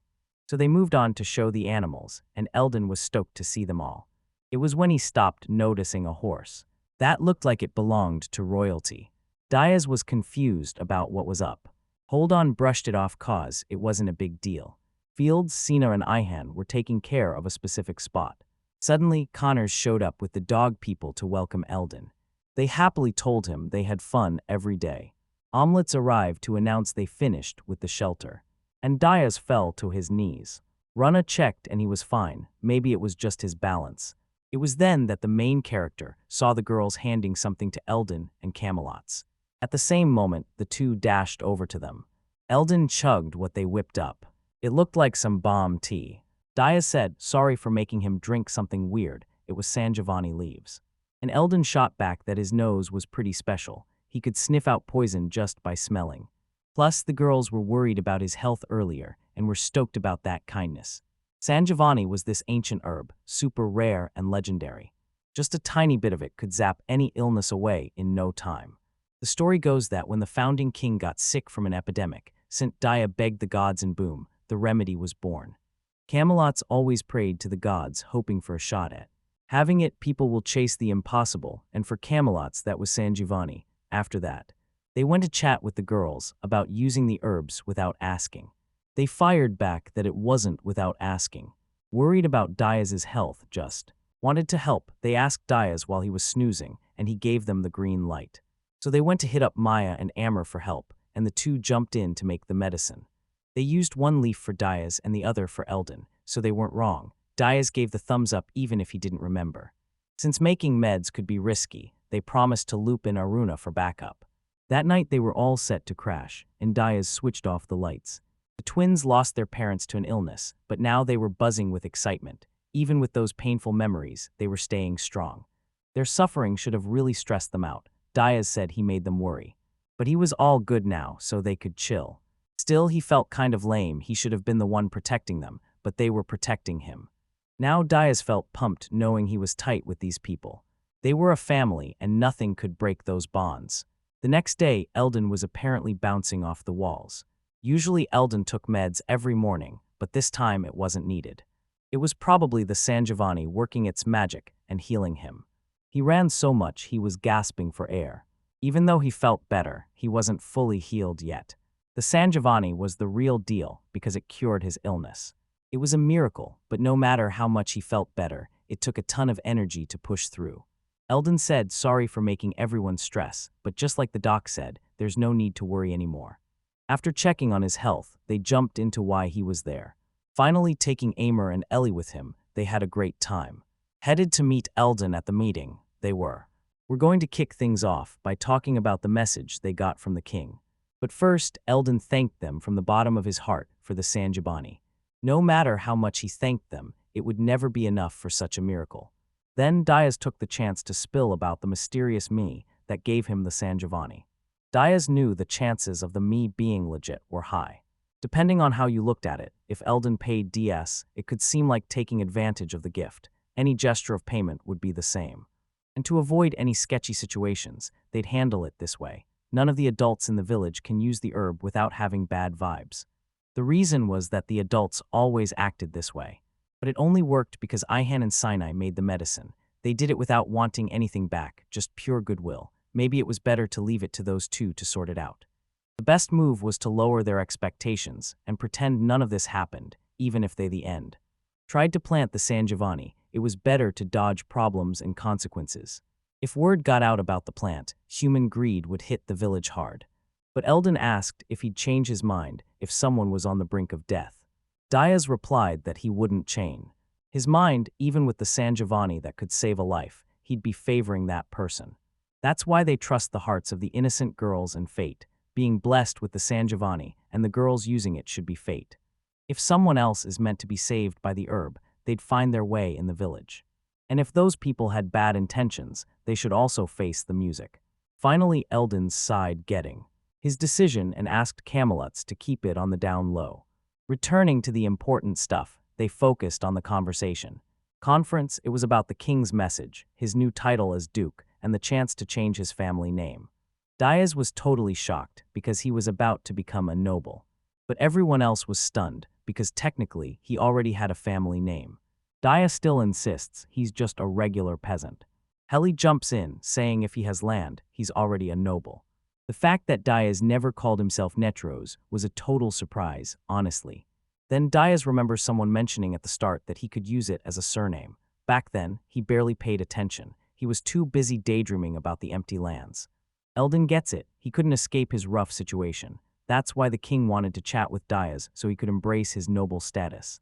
Eldon mentions the king took some steps after his past mistakes. So he got the title of duke, the chance to change his surname, and 3 years without taxes. Eldon hands over the official document and the seal for Diaz to rock his duke title. Amer says to keep this safe. Ellie thinks there should be more perks. The king was in a tricky spot with the whole succession drama. No one knew what could happen next. If he could team up with Duke Diaz and Eldon, he might chill in peace. And he also thought about what Misa and Diane pulled off. Even with the cash that went missing, it took time to sort it all out. Diaz remembers Misa snagging everything he should have gotten from the start.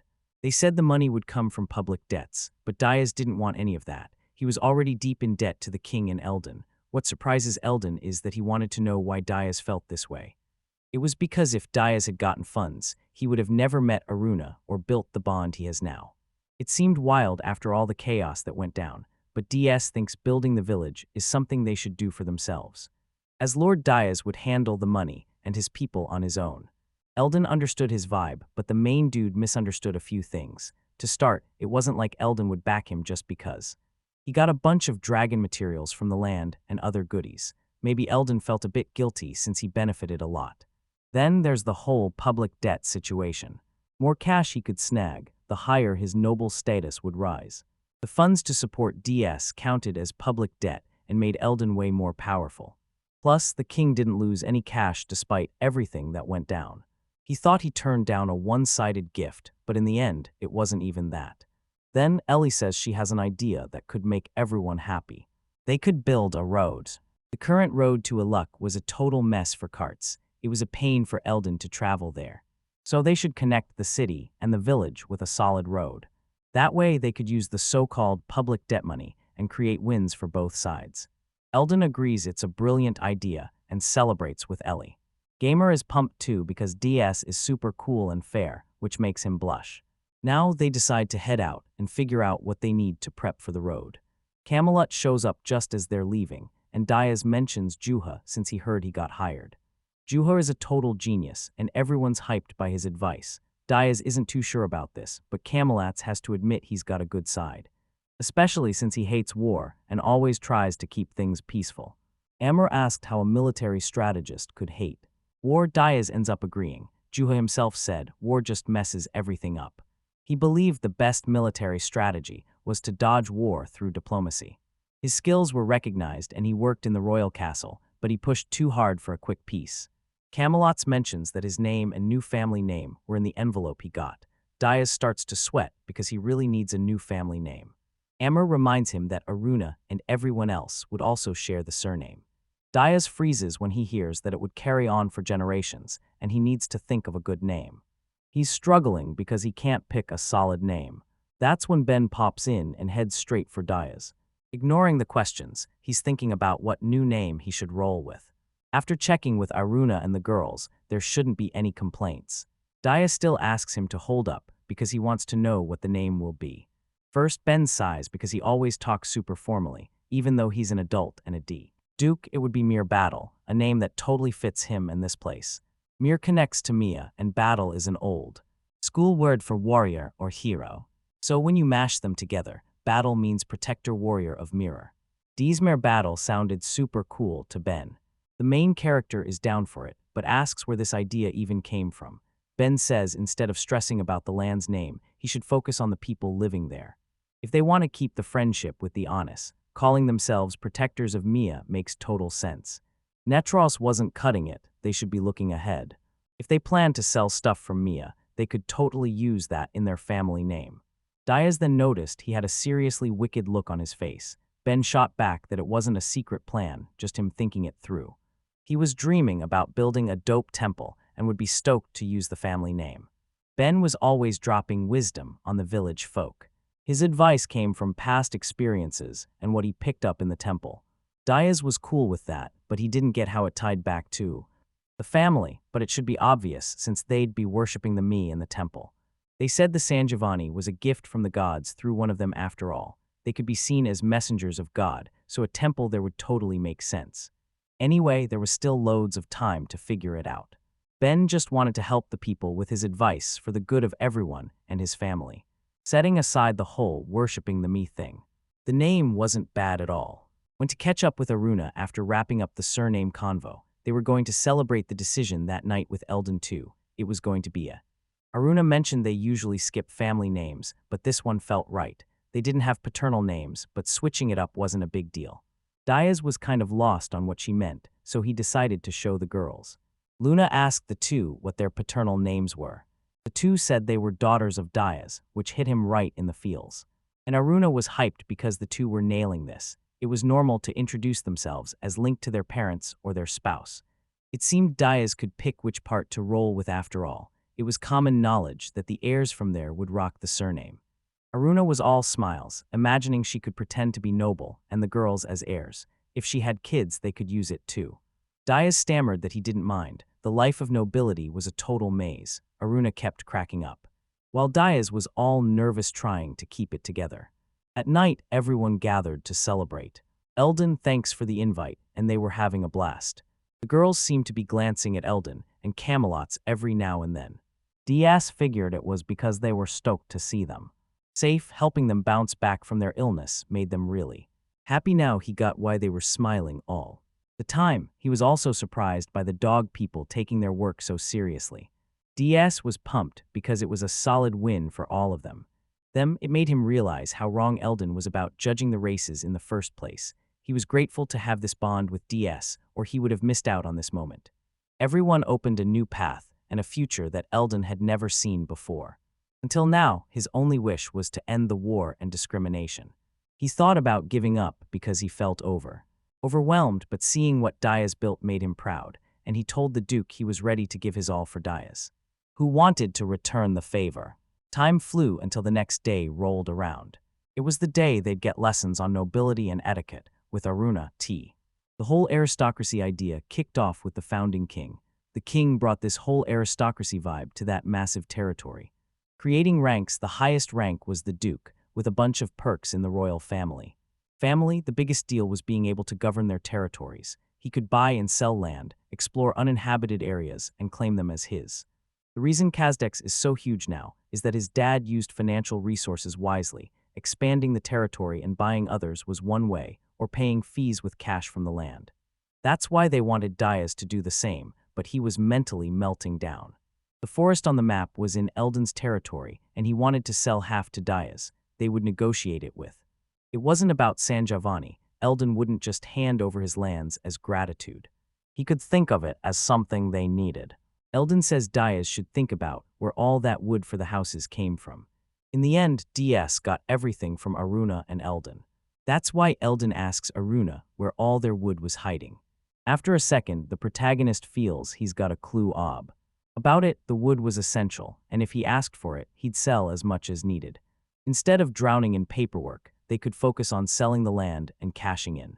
He wanted to clear this up to dodge future drama. It was obvious the Oni people snagged wood from Eldon's turf, but they had no clue about land value.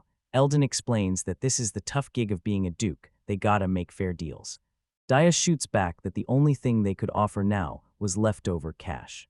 And the materials from the 2.5 dragons, which totally blew Eldon's mind. Camelots even dropped to the ground from shock. It was way more than enough. It didn't seem fair at all, but in the end, Eldon wanted to negotiate the price for real. It was too much for DS to handle, so they threw in the towel, leaving Ellie to take over. Ellie wrapped up the deal for the forest and the dragon stuff. 3 days zoomed by, and after sealing the deals, Eldon headed home. Aruna apologized to the protagonist for never mentioning the whole illegal wood thing. Diaz wasn't mad. He got the Oni people's situation. He was the lord of the lands. So he had to tackle all the problems from here on out. The village slipped back into its chill and peaceful vibe. Or so he thought, but Sinai and Ihan started whining about wanting to hit the forest. The Oni people's winter prep was all about gathering salt stones, hunting, and snagging more materials. They were careful not to hunt female animals to keep their families safe. Runa recently spotted migratory birds, a sign that autumn was rolling in, but the twins were itching to get to the forest as soon as Diaz mentioned it. The protagonists told them to chill until they wrapped up business with Eldon. Before, they lived with their parents deep in the forest, so they must have some memories. That's why they were so desperate to go. It was tough for them to hold back, so Diaz wanted to do this for them. But Aruna had already scored permission from Eldon to hit the forest anyway. Autumn was for prepping, and winter was a busy season. They'd have their hands full. Starting tomorrow, the girls could join them in the forest every day. Senai and Ihan were hyped, and Diaz. This asked if autumn was really that hectic. Aruna explained that summer was chill time. Now it was all about gathering supplies. The forest could be loaded with food and goodies, but it was also packed with poisons. Aruna warned them to watch out for that, but the girls bolted off right away. They were pumped to see all sorts of stuff, including the poison. DS spotted some edible mushrooms and suggested they grab a few. Used to the forest since he always managed when he was little, there's a ton of prep for winter, so being careful in the forest was key. Luckily, Sinai and Ihan were all in and helped a ton. Diaz felt a bit anxious about leaving Francois alone since she was about to pop, but Ben stuck around to look after the sheep during that time.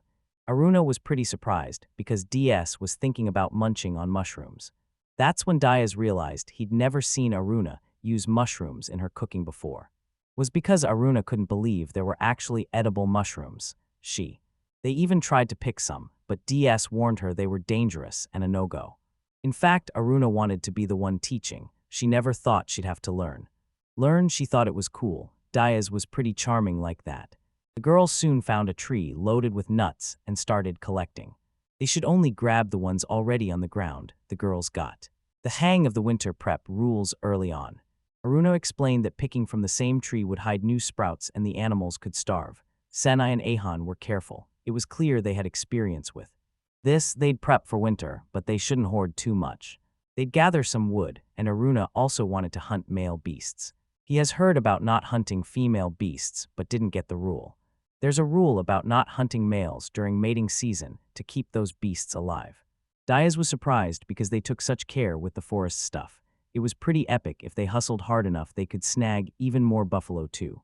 Aruna was stoked to see Diaz being his usual manly self. Winter was brutal out there in the fields. The horses couldn't handle it solo. There were nights when feed was so low she couldn't even catch a wink.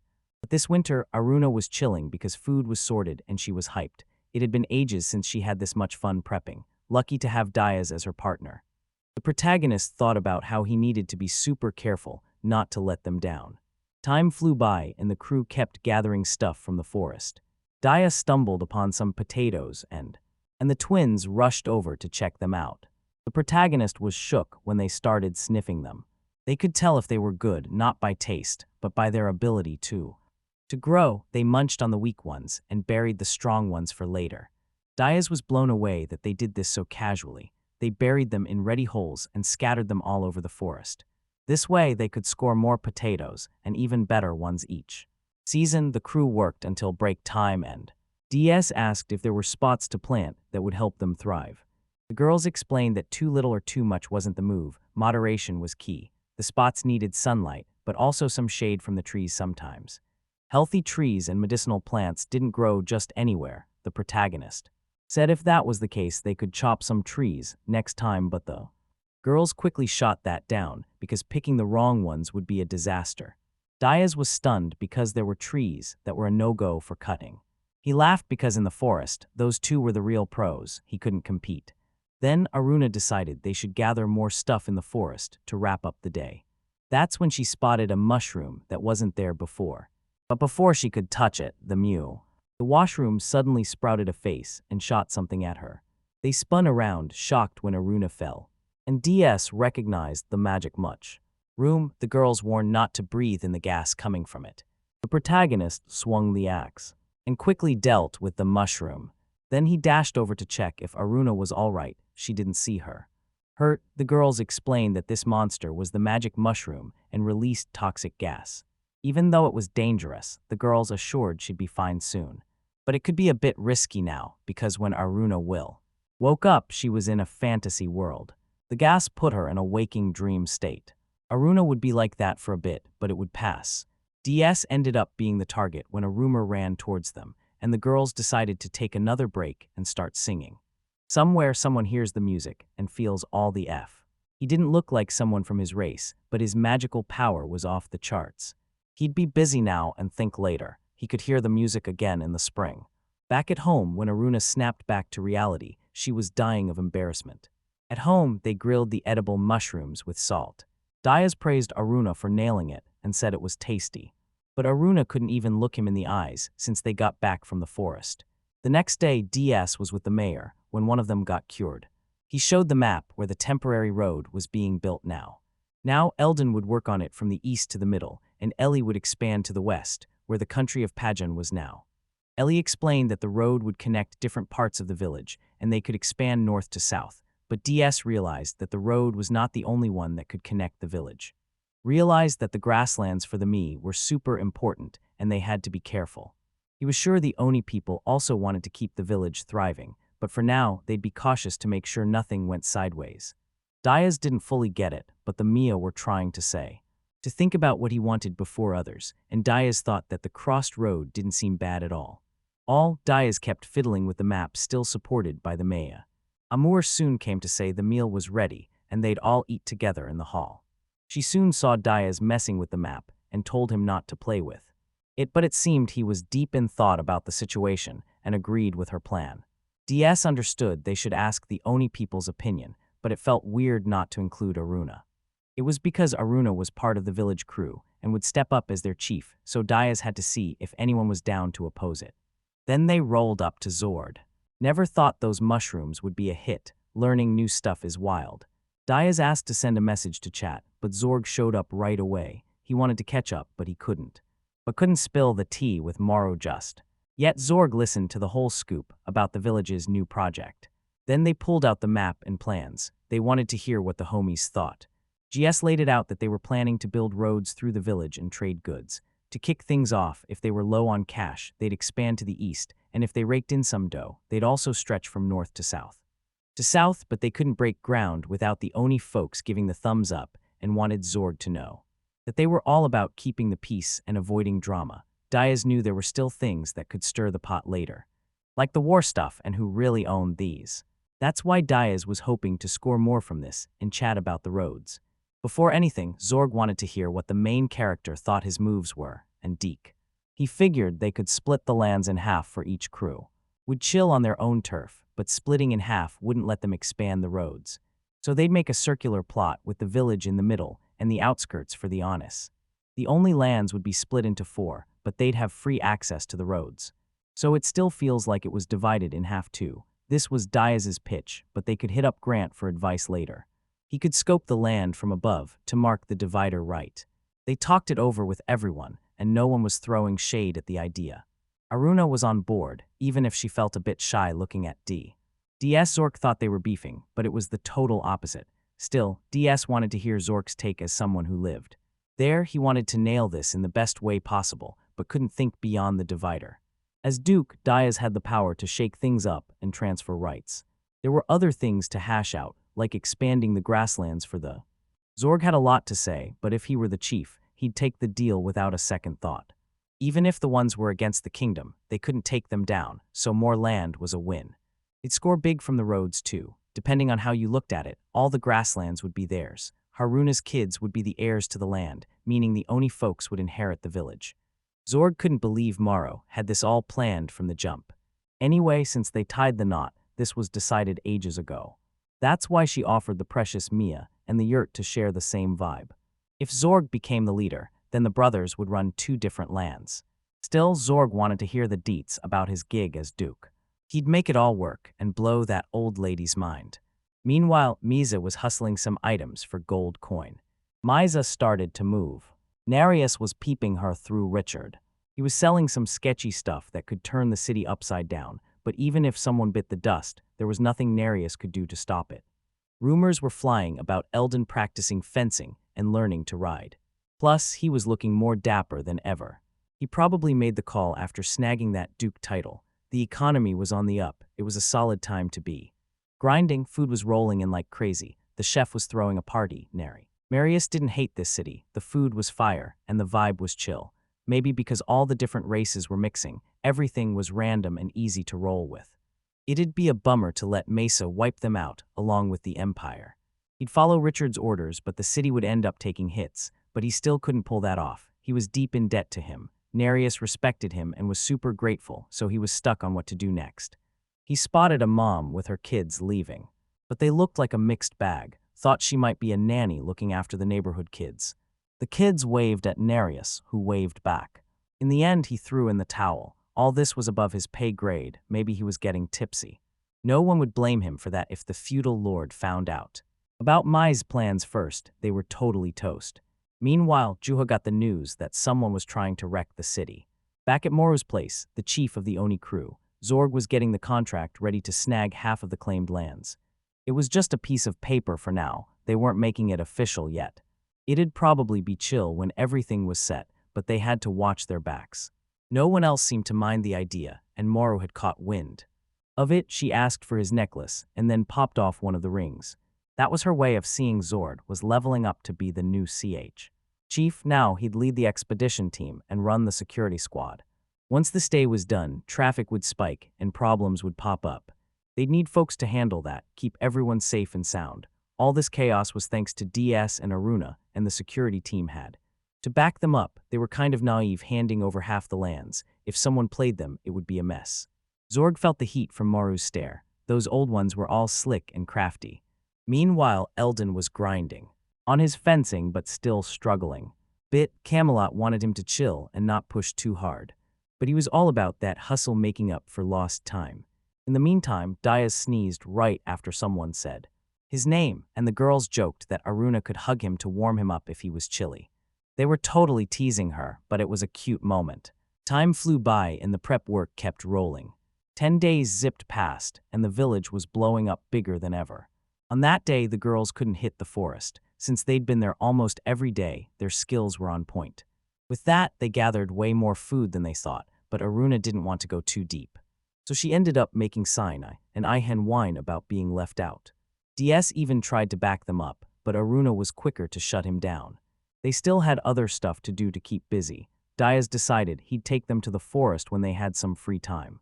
But first, they had to finish winter prep and beef up the houses.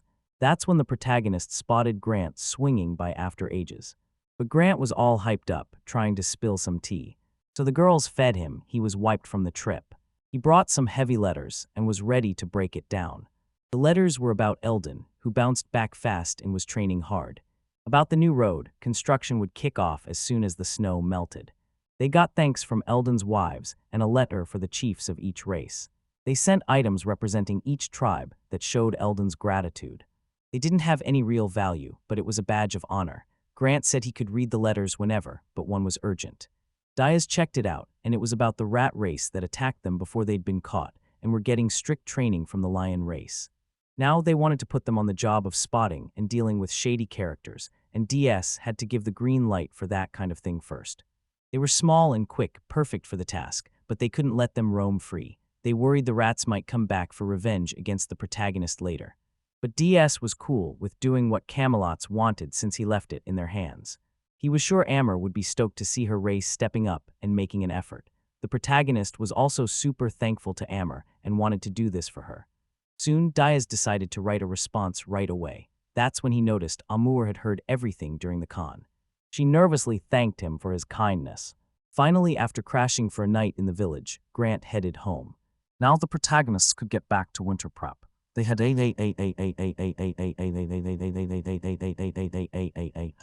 enough food and needed to gear up for the cold, with clothes and the houses. Diaz was surprised because they were making sleeping clothes for the elderly and babies. But it was obvious to Aruna since they were the most fragile. The winter here was brutal. Living creatures battled the cold by warming up. The more delicate ones could even kick the bucket from the cold without proper care, but Aruna wouldn't let them use the fur of the mountain deer. The mountain deer were great for wind and rain, but they didn't soak anything. The sweat built up inside could lead to a cold, and the worst-case scenario could still happen. Mia wool is the real MVP. It soaks up sweat and dries quick during winter. Aruna cracked up at Diaz's expression. He'd get it when winter hit. They had to sort out the sleeping gear, but first they needed to set up the yurts and get everything winter ready. Reinforcing columns for the wind, adding double layers of fabric, and a whole lot more. Then Diaz set off, checking each yurt one by one. No rain or crazy wind since the main character showed up, so he found no major damage. The next day, with everyone pitching in, they managed to seal up the walls for winter. Just by glancing, you could see how much better they looked now compared to before. But just to be safe, DS decided to double-check. That's when Ellie popped up, asking if she could chat about something. They had crunched the numbers on how much mule they could sell and what supplies to snake from the vendors. They were stacking up a solid stock, but besides their own use, sales were kind of limited. On the flip side, there was still a ton they needed to buy. Luckily, they still had credit and should be good, but Ellie wanted to give DS a heads up. The main character said if they ran out of cash, they could just whip up Mo. No matter how much they stack, money isn't like clothes and food. The top priority was keeping everyone safe through winter. Ellie got it. She felt a wave of relief and asked Diaz to check out the paperwork. That's when Diaz was hit with the shock. Now he got what the issue was. There was another biggie. They needed to see how much they could spend on Aruna's winter clothes. She wanted to use the cash to make the winter gear look fly, as long as As long as it worked, fashion wasn't a must, but looking good is always a bonus. Diaz didn't mind, but fashion was Aruna's jam, not his, so he should chat with her. Ellie thanked Diaz. She'd get on arranging things right away. Meanwhile, over in Kostek's territory, Meza had hustled up enough cash to surprise his supporters in note. Time, he shot back that anyone could pull that off, as long as it wasn't Diane, Meza grumbled. Because it was all the idiot Eldon's fault. Cutting tariffs and opening new markets sounded cool, but they had to be careful, so no one ran the show, and this was just the tip of the iceberg. Rake in more cash for the plan to really kick off. This whole area would be in Mai's grip and ruled by money. After all, he needed the Empire to win and get things back to normal. The Empire dude questioned his plan to snag the throne. But Misa wasn't focused on that, now that Richard was set to take over. The guy said that in that case there's still a shot to grab the cash and offer his head to the Empire. Mesa laughed. The Empire would have done that ages ago if they could. It seemed the Empire was struggling to sort things out. The guy asked how Mesa became such a player. Money seemed way too important in his life, almost like selling out his own country. And Mesa shot back that it was the Empire that turned him into this. He yelled that to start with, he didn't even want to sell the country. It was the citizens' fault. His dad wasn't useless, but he was still a decent king. When the Empire attacked, they ditched their father and sell everything. To the enemy, he could bet the Empire guys were behind all this. It was a messed up story. When the kingdom had a chance, they'd just bail on them. Some of them did justice as a show. But the merchants were the first to turn. Traitor, that's when Misa realized that money was the only thing that mattered in this war. Even if his dad fought hard for the country, with no time for luxuries, he'd be toast if they lost. But it doesn't matter who you are. No one means anything without cash. Mesa wondered why his dad and brother hadn't figured this out yet. The rat race heard all this, trying to decide what to do and jotting down Mesa's words. A few days later, Eldon was signed, and Juha asked what was up. If he was regretting his choice from the other day, he could totally backtrack. Judging by the rat's report, Eldon got that Juha was on the right path. But Mesa's death, taking out someone from the royal fam, made him uneasy. While all this tension was brewing, Diaz was vibing with the winter stop. The girls came over saying they wanted to build a roof for their crops. Diaz got it, they must want to shield the crops from the snow. Old Chilchai popped by to say she wanted to harvest the crops soon and needed some backup. Aruna dropped the news that Francis was gearing up for the baby's arrival the next day. Connors rolled in to warn that the pregnant wives of the dog people were starting to show signs.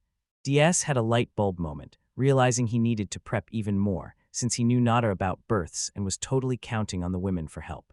In the end, even Klaus showed up to say that the fortune reading warned they'd be facing off against monsters. Diaz was drowning in things to do in just a few days and could barely keep his head straight.